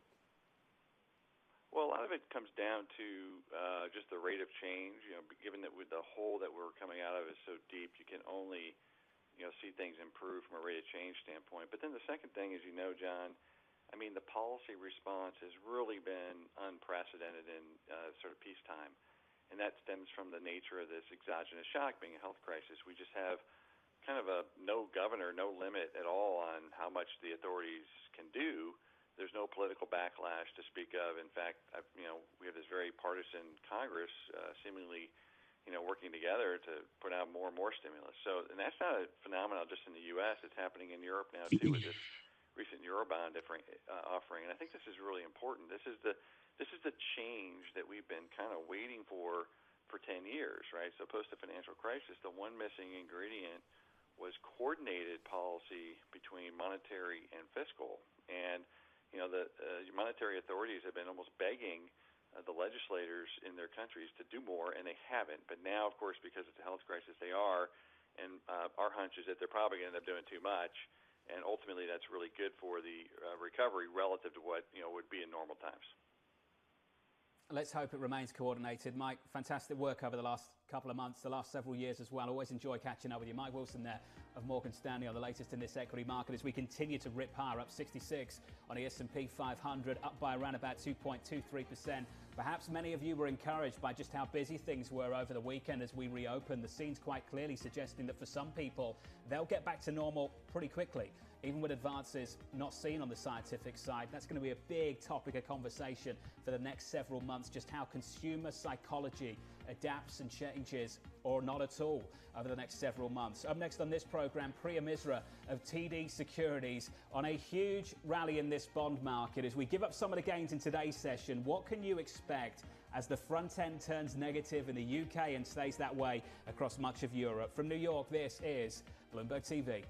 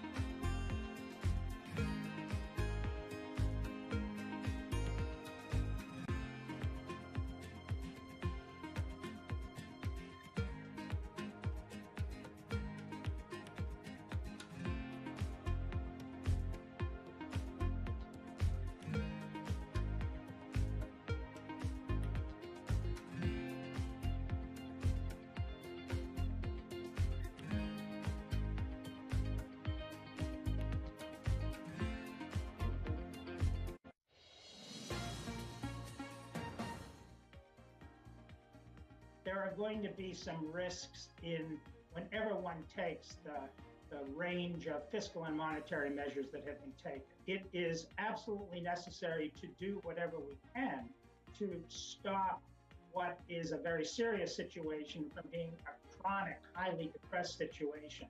In other words, we're going to have to take some risks with respect to debt levels, with respect to financial stability. The former Fed Governor Dan Tarullo there weighing in on the situation in this market and the US economy as well. And 2 points that Dan mentioned to us a little bit earlier on that I think are worth spending a bit of time on. The discussion around the next policy move, the timing of it, and whether you should focus on the supply side or the demand side. On that conversation, I'm pleased to say our colleague, Bloomberg's Mike McKee, joins us now. And Mike, this is an important question, not just the timing of the next move, but whether you should focus on a demand side effort or a supply side one as this economy reopens.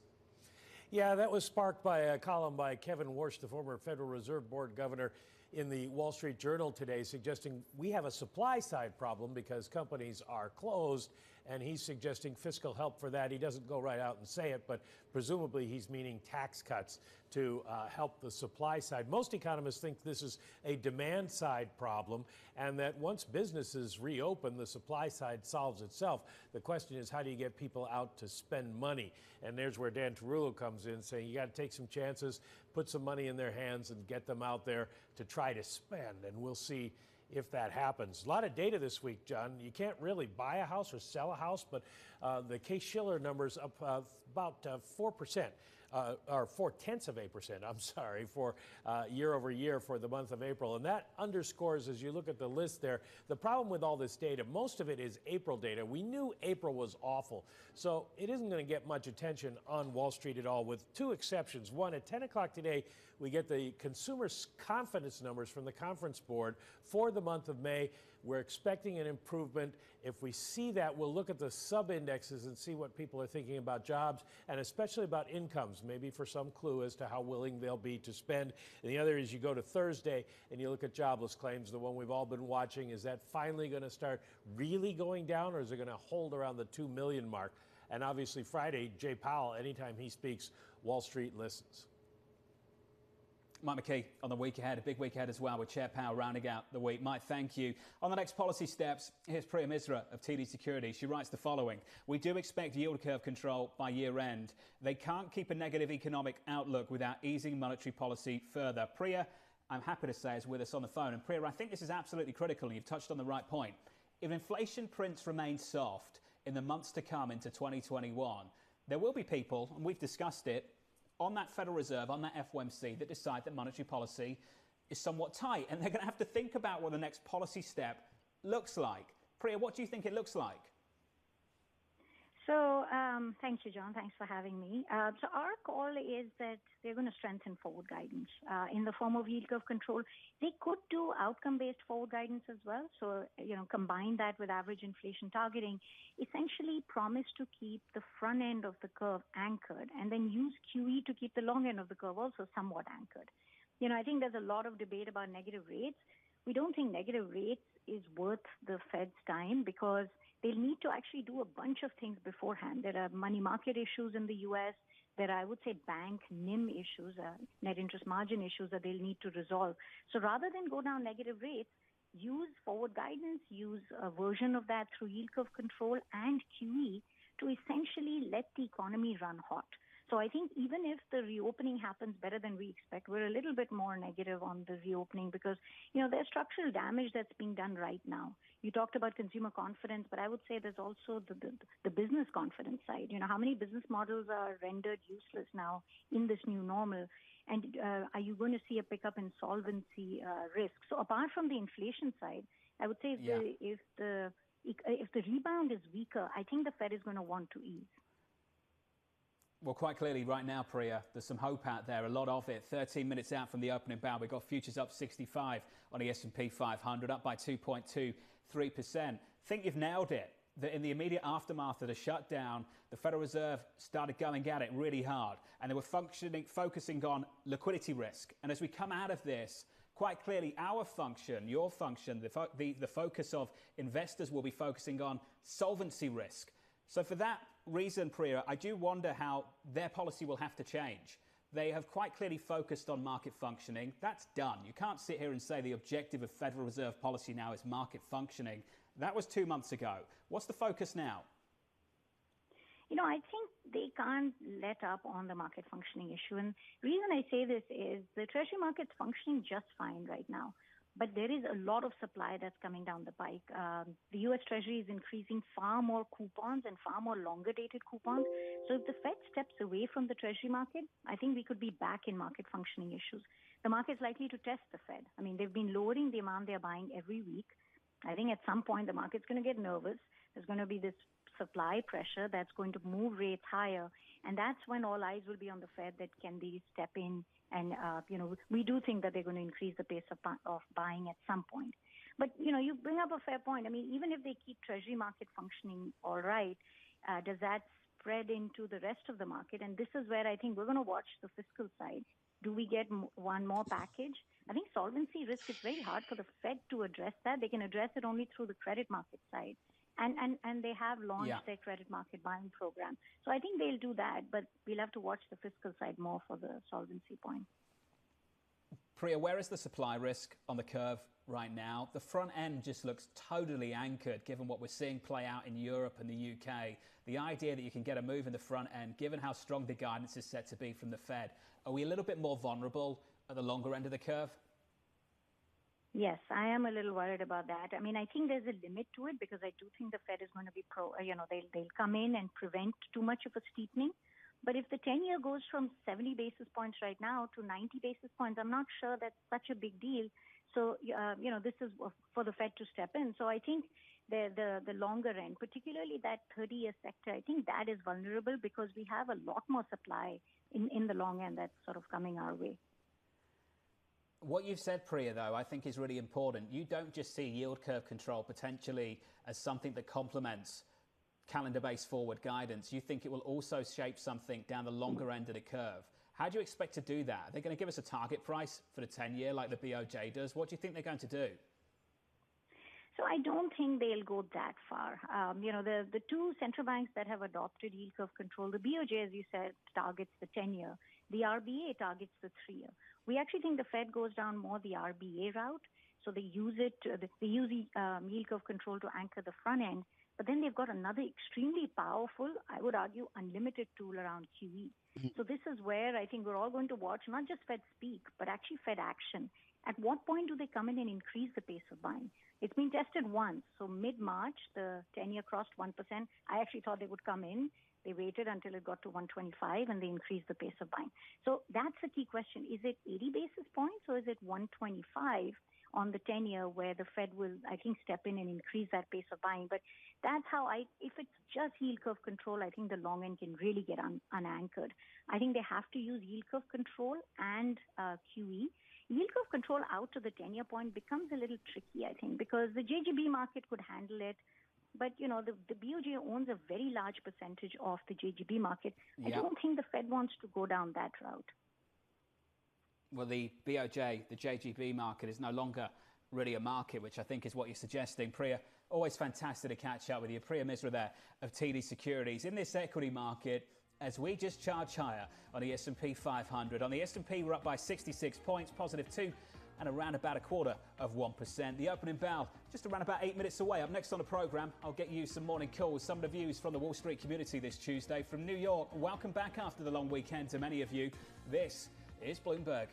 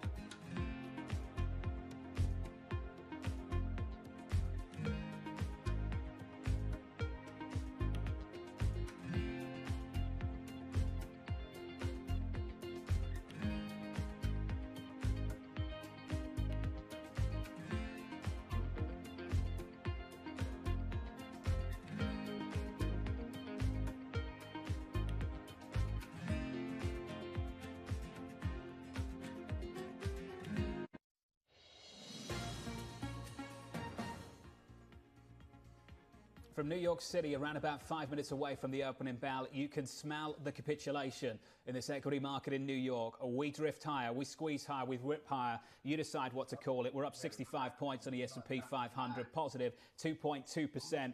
We see this feel through cross-asset worldwide. In the bond market, it means yields higher on a 10-year by around about 4 basis points to 0.7%. And in foreign exchange, it means a much weaker dollar. So that's your price action. That's your setup this Tuesday. Let's get you some movers, some of the morning calls on Wall Street and the Wall Street community. We begin with UBS upgrading Southwest Airlines. Doesn't that speak to the moment? To a buy with a $41 price target. The analyst citing a clearer path for a domestic travel recovery and a remarkably clean balance sheet. Your second call from BMO upgrading Take-Two to an outperform with a 120 price target. The analyst expecting the stay-at-home tailwinds for video games to persist, given the industry's defensive qualities. And your third and final call this morning, it comes from JP Morgan, upgrading Hewlett-Packard Enterprises to neutral, an $11 price target. The analyst saying that shares now look attractively valued, assuming the pandemic recovery is underway. That's the debate of the morning, isn't it? Is the recovery underway? And do you see a cleaner reopening? Did you take some confidence over the weekend? Certainly, whatever it is, this market is ripping higher. Up next on this program, we'll catch up with Stuart Kaiser of UBS on the next wave of this market. Do we get another wave of infections or another big move higher in stocks? This is Bloomberg.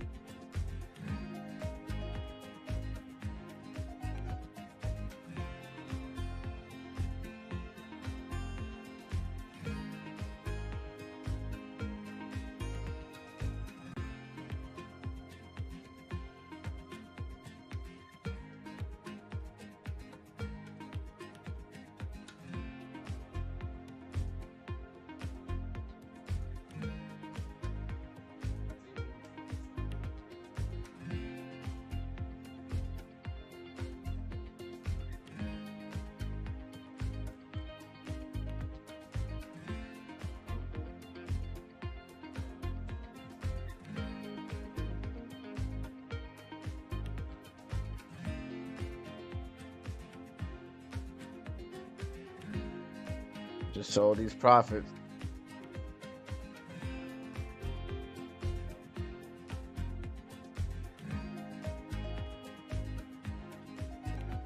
Holy. This is a strong fail right here for America.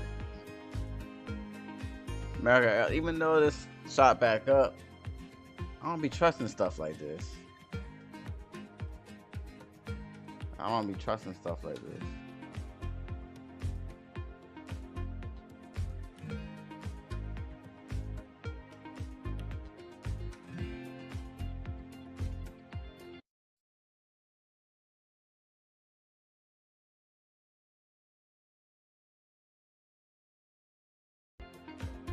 What's up, Ryman?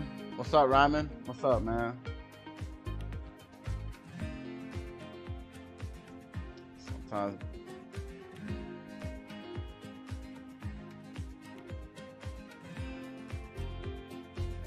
let me make sure sometimes my YouTube messages don't be popping up.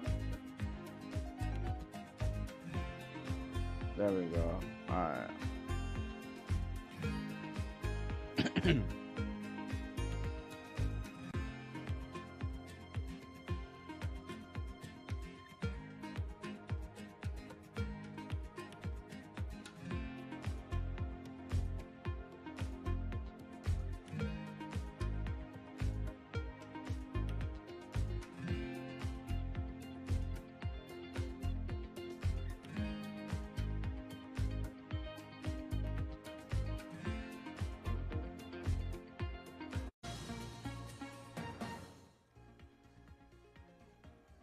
25 seconds out from the opening bell in New York City. Here is 25 seconds to the opening bell, baby. The long weekend stateside. Equity futures up 63 points on the S&P 500. We are positive by 2.15% after a week of gains on the S&P 500. We add some weight to that as we go into the opening bell. In the bond market, here's the story for you. The There it story you is. expect. Treasuries lower, yields higher, the curve steeper. Your 10-year What's up, Prod? 3 basis points to 0. I was running my text 0.69%. message. Sometimes my The YouTube focus message on pop up. reopening. And speaking of normalization, some of the traders returning to the New York Stock Exchange floor over at the NYSE.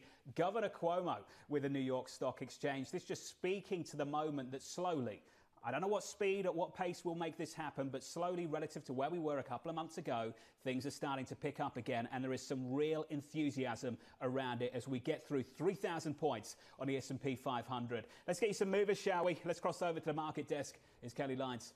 Well, John, I want to highlight some coronavirus-related movers, specifically those stocks moving along with optimism on treatments or vaccines. So kicking it off with Gilead, it's opened higher by just about 1% after getting UK approval for its antiviral drug remdesivir. It can now use it in patients hospitalized with COVID-19 after a study showed that it can help speed up their recovery. We also have stocks like Merck gaining about 2% now. It has released a big R&D push, both a pill to treat the virus and two vaccines that Made me a could decent prevent it. portion You of also money stocks like already Novavax today, y'all. surging by 16%. And the markets ain't even open now yet. after I got all day. it has gotten started Let's testing get of this its money, coronavirus baby. vaccine candidate in people. The company expects a first look at what kind of immune responses those results deliver by July. I would point out the Novavax is a stock that has seen its valuation up more than 1,000% so far this year, John, and it doesn't actually have any products on the market yet. But there is optimism that that's going to happen, and a lot of questions about what that is going to mean for the equity market if we do get cures in vaccines. And according to Evercore ISI, it could mean a finally long-awaited rotation into value. Dennis DeBusschere, a strategist over there, has written that a treatment or cure and another round of fiscal support are critical for a persistent value rotation. The next 2 months could be the sweet spot for that trade as fiscal stimulus is likely before These the end numbers of is July. And moving of course, John, value today. stocks have long underperformed relative to growth. The Russell I 1000 got out growth index is Carnival, positive by even just though it about hit 60. 2.5% year to date. It's still while the going up, value but I index ain't, is down you know, I be by trusting about the numbers. 20%. But Evercore is pointing specifically to the We're having PE to get spread in and between get the out. top quintiles in growth relative to value. That spread, as we can see here on GTV Go at its extremes, remains near the highest in about 2 decades. Evercore saying that if there is a better than expected economic news or development of vaccine, investors need to be prepared for a violent move towards value. And I would point out that this morning, John, as optimism about reopening really dominates the narrative, it is value plays like financials, energy that are outperforming in the first few minutes of trading. John. Kelly Lyons on the debate of the moment. Kelly, thank you. 2.5 minutes into the session, equities ripping higher through 3,000 on the S&P 500 for the first time since early March. We're up by a little more than 2%. The Nasdaq is where your underperformance is. Kelly was touching on this story. We're up by 1.58% on the Nasdaq this morning. Here's a view from UBS, and UBS's Mark Haefele. He writes the following: Oh man, "For markets to catch a everybody. second wind, That investors GE need today. greater Let me check it confidence of a second wave of virus infections will not lead to renewed lockdowns. Even if current economic conditions are weak, markets are forward-looking and would likely trade higher if investors gain confidence that a robust recovery will take hold." I'm pleased to say, to build on the work of Mark Haefele, Stuart Kaiser of UBS joins us now. Stuart, I won't push you to disagree with your colleague over at UBS. I will ask this opening question, though. What on earth am I seeing on my screens this morning, and what's driving it? Well, I think you're seeing a whole lot of optimism, John. And good morning. Markets are obviously performing very, very well. But I think if you look below the surface, this bid for cyclicalities has been a pretty tentative and cautious bid for cyclicality. And I think that's, probably the key to the market. I mean, you mentioned earlier the value trade and when will that ultimately kick off? Our view would be that that's probably a little ways off here, because even in Jump the early stages in of the rally, Moderna, people stayed 5 very close stairs. to home. You jumped in that when you jumped in on that one. The low volatility stocks that they've been gravitating to for the last 18 to 24 months.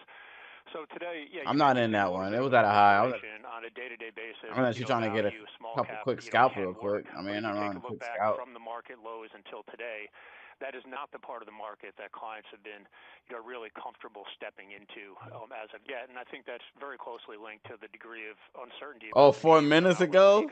You crazy, boy. You should have got in on that That's been the pre-market. story, hasn't it, Stuart? That people have been hiding out in these defensive growth names. I was catching up with Mike Wilson and Morgan Stanley about that.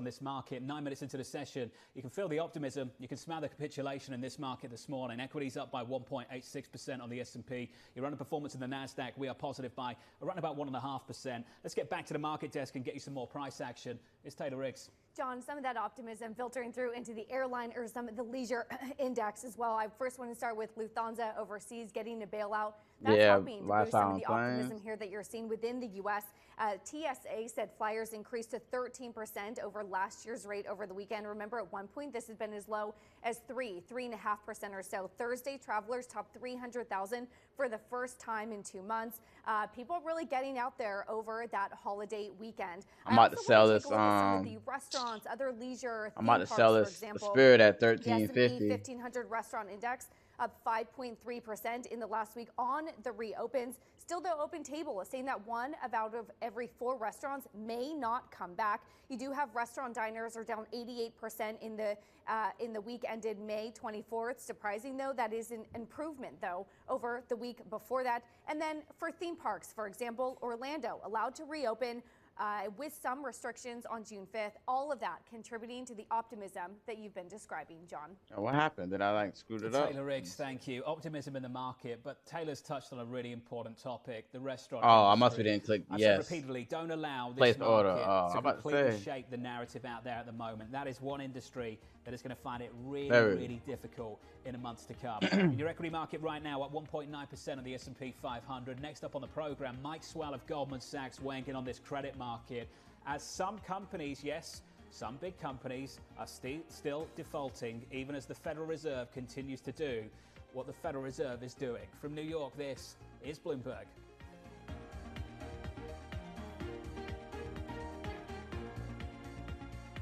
Hey, this ExxonMobil tastes good. You know, I ain't even gonna touch it like that. I ain't even gonna touch it. This is a good dividend play right here. This is my dividend player right here. Let me see if I can find any chart for that.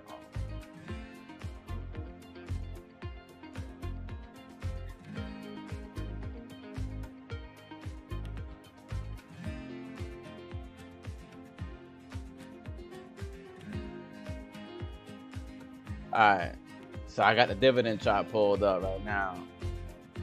Hold on. Oh man, it dropped the. Let me see. Alright, so this one right here pays $3.48 annually. I ain't messing with this one. I'm gonna keep this in for the long run.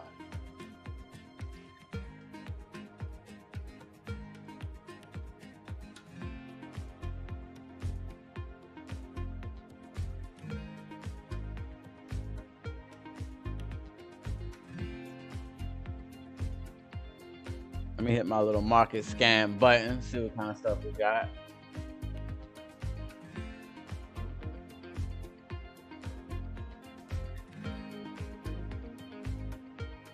Ooh, this one like it tastes good right here. Let me see. I ain't gonna mess with that though. But that jumped down, boy. I don't know what they trying to do. Nah, I ain't messing with that. No.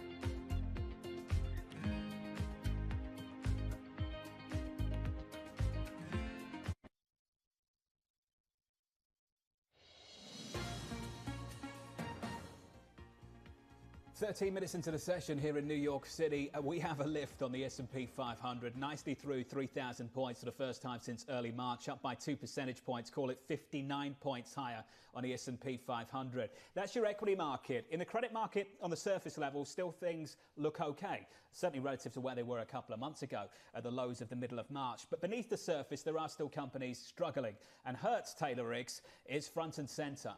Yeah, John, let me first start with a theme that you first pointed on, that on a broad-based sector, things actually seem to be looking okay. If you come and take a look at a chart here that I'm showing inside my terminal, spreads on distressed credit, of course, doing much worse, at one point topping 1,000 basis points, though they've come in quite a lot since then. Investment-grade companies not going back to the widest you'd seen in a decade, really managing to hang in there a little bit better. Also, spreads coming in as things start to improve and recover just a little bit. But as you mentioned, underneath the surface, things are looking a lot different. I want to take a look at a board here that we have of all the different companies that have talked or at least filed for some bankruptcy protection. What's up, a lot man? of the retailers that we know, thinking J.Crew, JCPenney, Pier 1, a lot of these had a lot of debt before the pandemic hit, and then of course the pandemic pushed them over the edge. And then Hertz, as you mentioned, John, no demand for rental cars, certainly definitely no demand to pick up those rental cars at airports. Hertz, I would still say, halted pending news that we're expecting.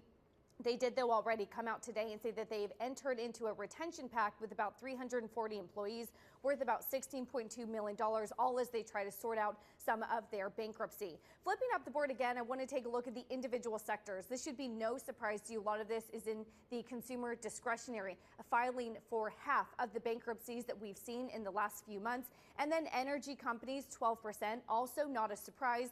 But you wonder, John, if the worst is over, particularly if consumers are coming back.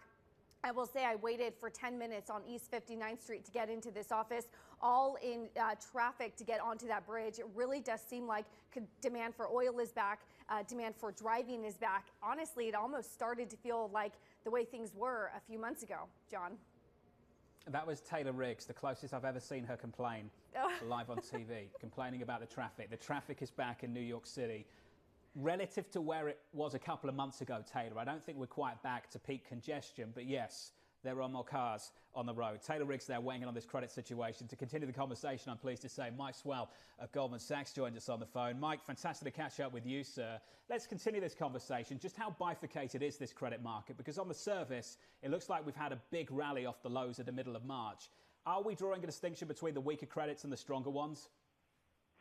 Great speaking to you, Jonathan. I would say there's a very, very significant bifurcation. The distressed area that you just talked about is going to be highly dependent about the timing of the recovery here, timing of reopening, and how confident consumers are going to be in terms of spending. I think the distressed sector is going to be very similar to the equity market, highly reliant upon those factors. You look more broadly at the credit markets, though, you don't really need to thrive in this environment as a credit to survive. And when you think about being a credit investor more broadly in the investment grade market, in the high yield market, you're really talking about survival. Can you pay your debt? And I think you're not as reliant upon getting back to 3.5% growth, getting back to 3% unemployment. Obviously, the impact on the broader economy is going to have an impact on the companies you just talked about, but there are other factors that are driving the credit markets right now, which are much more significant than the calculus in terms of how big the recovery is going to be and when it's going to be. Well, let's talk about those factors, Mike. What are the primary drivers for you? So the number one factor is central bank policy. Policy is easy, and the Fed is buying corporate credit for the first time. Very, very significant support for the market, which gives companies the ability to be able to access markets and to be able to term out their debt. And that is the most critical factor to a company's ability to be able to survive. And secondly, it's creating an enormous amount of demand for income in the credit markets. People are comfortable that there's a backstop from the Fed. And if you look on a global basis, yields are 0 to negative almost everywhere. The U.S. market, even though short-term rates are at 0, is the high-yield market, the high-yielding market in the globe, and the reason for it is because of the credit market. And so when you look at negative rates in Europe, you look at negative rates in Japan, you now look at 0% Treasury rates, people have to go somewhere, and they're going to the U.S. credit markets as that safe haven. And the Fed now is looking at credit as a very, very important policy tool. So in the past, we looked at Treasuries as the factor that would go down in rates if there's a slowdown in the economy. Now we feel that the Fed is looking at the credit market as a very important policy tool. So I think that that global demand for credit as well, or yield, as well as the support from the Fed is a very, very supportive backdrop for credit, and one that you really as an investor do not want to fade. Mike, how instructive is the experience of Europe I remember when the ECB started buying credit, and there was this huge pushback, and yet the pain trade was tied to spreads, even though the economy never really picked up. Is that an instructive experience? Can you see that playing out in a similar way here in the United States? I think it's massively instructive for the U.S. I think Steve and Dave use eToro to trade cryptocurrencies. Steve does extensive research in order to find the next Bitcoin. That we have a healthy retail environment, and I know so many of our retail peers, their employees, they shop at Target. So that healthy ecosystem is important for all of us. But I do expect that we're going to continue to see this bifurcation in retail. And I think there will be the separation between winners and losers, unfortunately. And as hundreds and thousands of doors close, it presents significant market share opportunity for us. I mean, we took significant market share in the first quarter across our entire portfolio. I expect that's going to continue for years to come. And I think Target, along with a few of our peers, will continue to build market share, continue to build a stronger relationship with American consumers. And we're going to continue to invest to make sure we build that trust and we retain the trust of America as we go forward. All right. Brian Cornell, Chairman and CEO of Target. Thanks for being with us and best of luck to you. Thank you. Same to you. All right. Stay with us. A snapshot of the housing market when we return.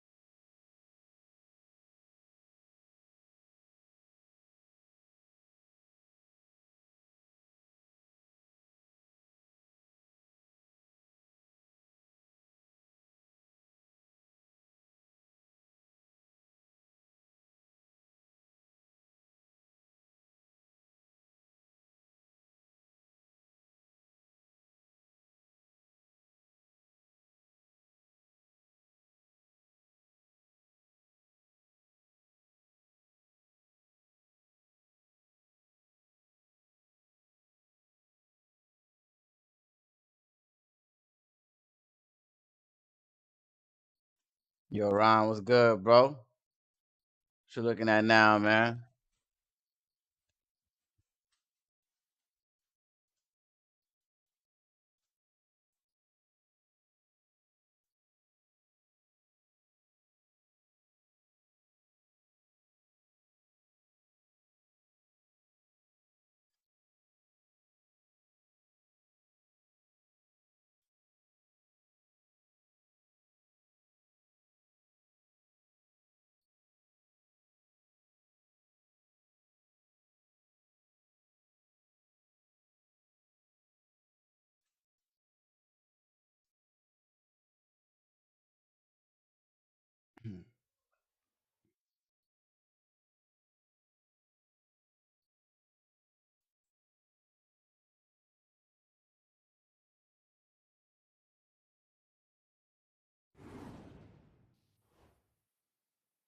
We're getting a new snapshot of the housing market this morning. The latest S&P CoreLogic Case-Shiller Home Price Index shows prices continued to rise in March, just as the pandemic was taking hold. Here to talk about it is Craig Lazara, Managing Director at S&P Dow Jones Indices. Craig, good to see you again. So what does this say about the state of housing right now? It says a couple of things. We begin to see in this report, and this report covers transactions that closed in the month of March. We begin to see some impact from the COVID pandemic because we normally have a 20 city averages also reporting. We're unable to report for Detroit this month because Wayne County, Michigan is more or less shut down. So you see some impact there. That said, the strength in the market has surprised at least me. Prices were up year over year, 4.4% from March 2019 to March 2020. If we look at the same comparison number, a month ago, prices were up 4.1%. So we see an accelerating trend, and not a huge acceleration, but nonetheless some acceleration over the course of the past several months. The other thing that's remarkable about it is if you look at the 19 cities for which we did have good data, all 19 of them increased. 17 of the 19 increased at stronger rates March to March than they had done in February to February. So the market looks still stable, growing. And if you were looking for evidence of a pandemic, you would be hard to find it in the price data so far. Craig, why do you think that's the case? Why do you think the pandemic hasn't started depressing home values or home prices? There are a couple reasons, or three that I might mention. One is luck. Maybe it just hasn't turned up yet, because remember, these are transactions in the month of March. Some of them may have been in play before March. Well, certainly many of them would have been in play before March started, and would have been negotiated prior to the worst of the pandemic. And the shutdowns didn't really begin until mid-March. So April will be a better test in that sense. So that's luck and delay is one thing. Counter to that are two factors. One is that mortgage rates are exceptionally low.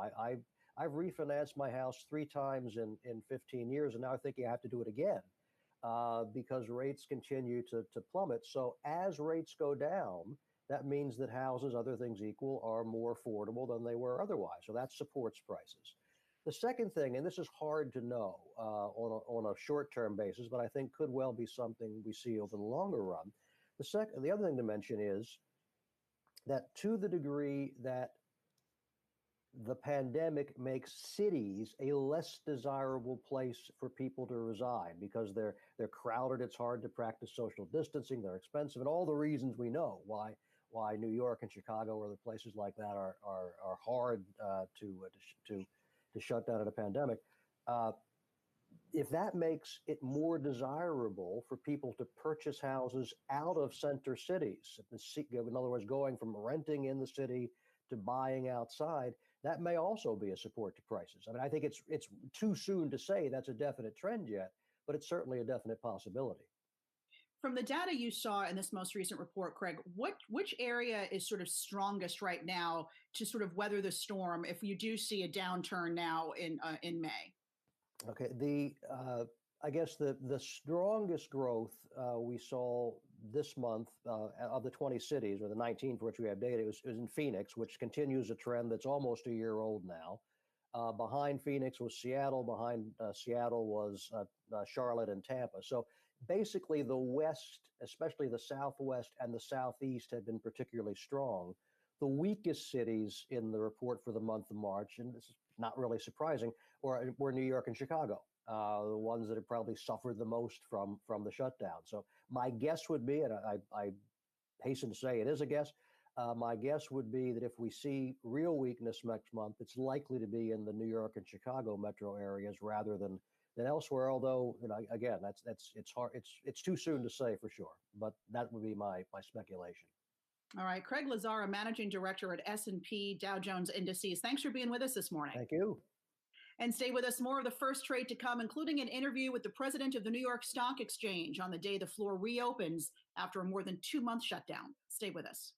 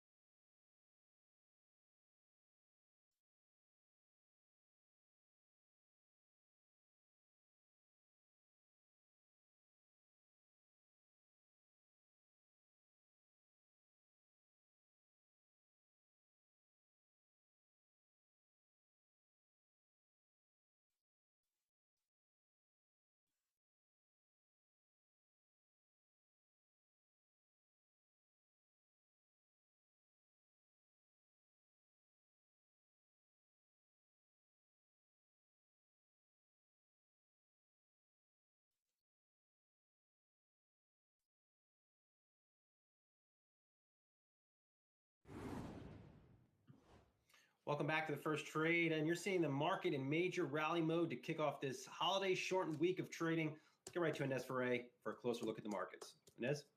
And Brian, financials and industrials are leading the gains today. Much of the rally is also based on hopes of a vaccine. So let's take a look at Novavax. That stock is up more than 17% after the company has announced it started phase 1 of its clinical trial of its vaccine candidate for COVID-19 in Australia. Those preliminary results are expected to come in July. And after phase 1, phase 2 trials will start in several countries, including the U.S.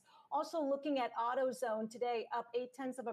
The company reported its third quarter results ending on May 9th. Same-store sales decreased 1%.